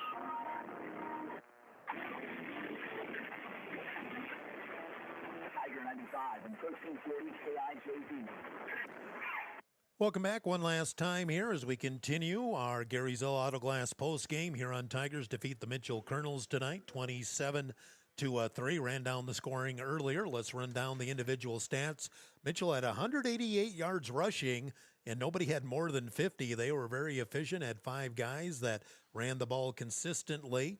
Mason Kemp, 3 carries for 18 yards. He left the game early in the second half. I saw that when he was on defense. He left with an ankle. I don't think he returned. Luke LeBrun had 6 carries for 38 yards. Brady Hazing, the quarterback, 12 carries for 42 yards. He had a couple of nice runs, but he was hampered by having to cover a couple of bad snaps where he lost a total of 20 yards on those bad snaps. Caden Allen had 4 carries for 50 yards, and Logan Bressler had 10 carries for 40 yards. Throwing the ball, Hazing was 4 of 13 for 71 yards. 13 first downs for the Mitchell Colonels. For the Huron Tigers, 133 on the ground, 139 through the air. Huron did not get a lot going, though, in the second half. Running the ball, Mason Jurgens, 2 carries, 8 yards. Landon Hulse, 15 carries, 102 yards, 2 touchdowns. Anderson Porrish, 5 carries for 14. Oakley Anderson, 3 carries for 3 yards. Ty Kleinsasser, 1 carry for 6 yards. Anderson Porrish passing the ball was 10 of 17 for 139 yards and did have the 1 touchdown pass, 8 first downs for Huron. Time of possession for the game, Huron was just about flat even. I had Huron 23 minutes, 57 seconds to 24:03 for Mitchell. Taking a look at the defensive stats, first off for Mitchell, Owen Shelsky led the way with 5 tackles. Actually, Baylor Christensen led the way with 7 tackles, 1 assist. Shelsky with 5.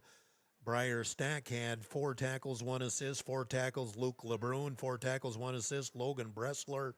And 3 tackles for Kyson Herman. For the Huron Tigers, Oakley Anderson, 9 tackles, 1 assist. Jeremy Holfer, 9 tackles. And again, it was great Jeremy did that, but you'd rather it be somebody in front of him getting some of those tackles. But hey, Jeremy did the job. In some cases, he was the last line of defense.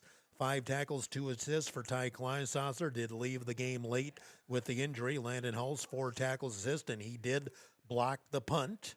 Cooper Bischoff, 2 tackles, 2 assists, 2 tackles apiece. Charlie Martin, Tice Huber, 3 tackles.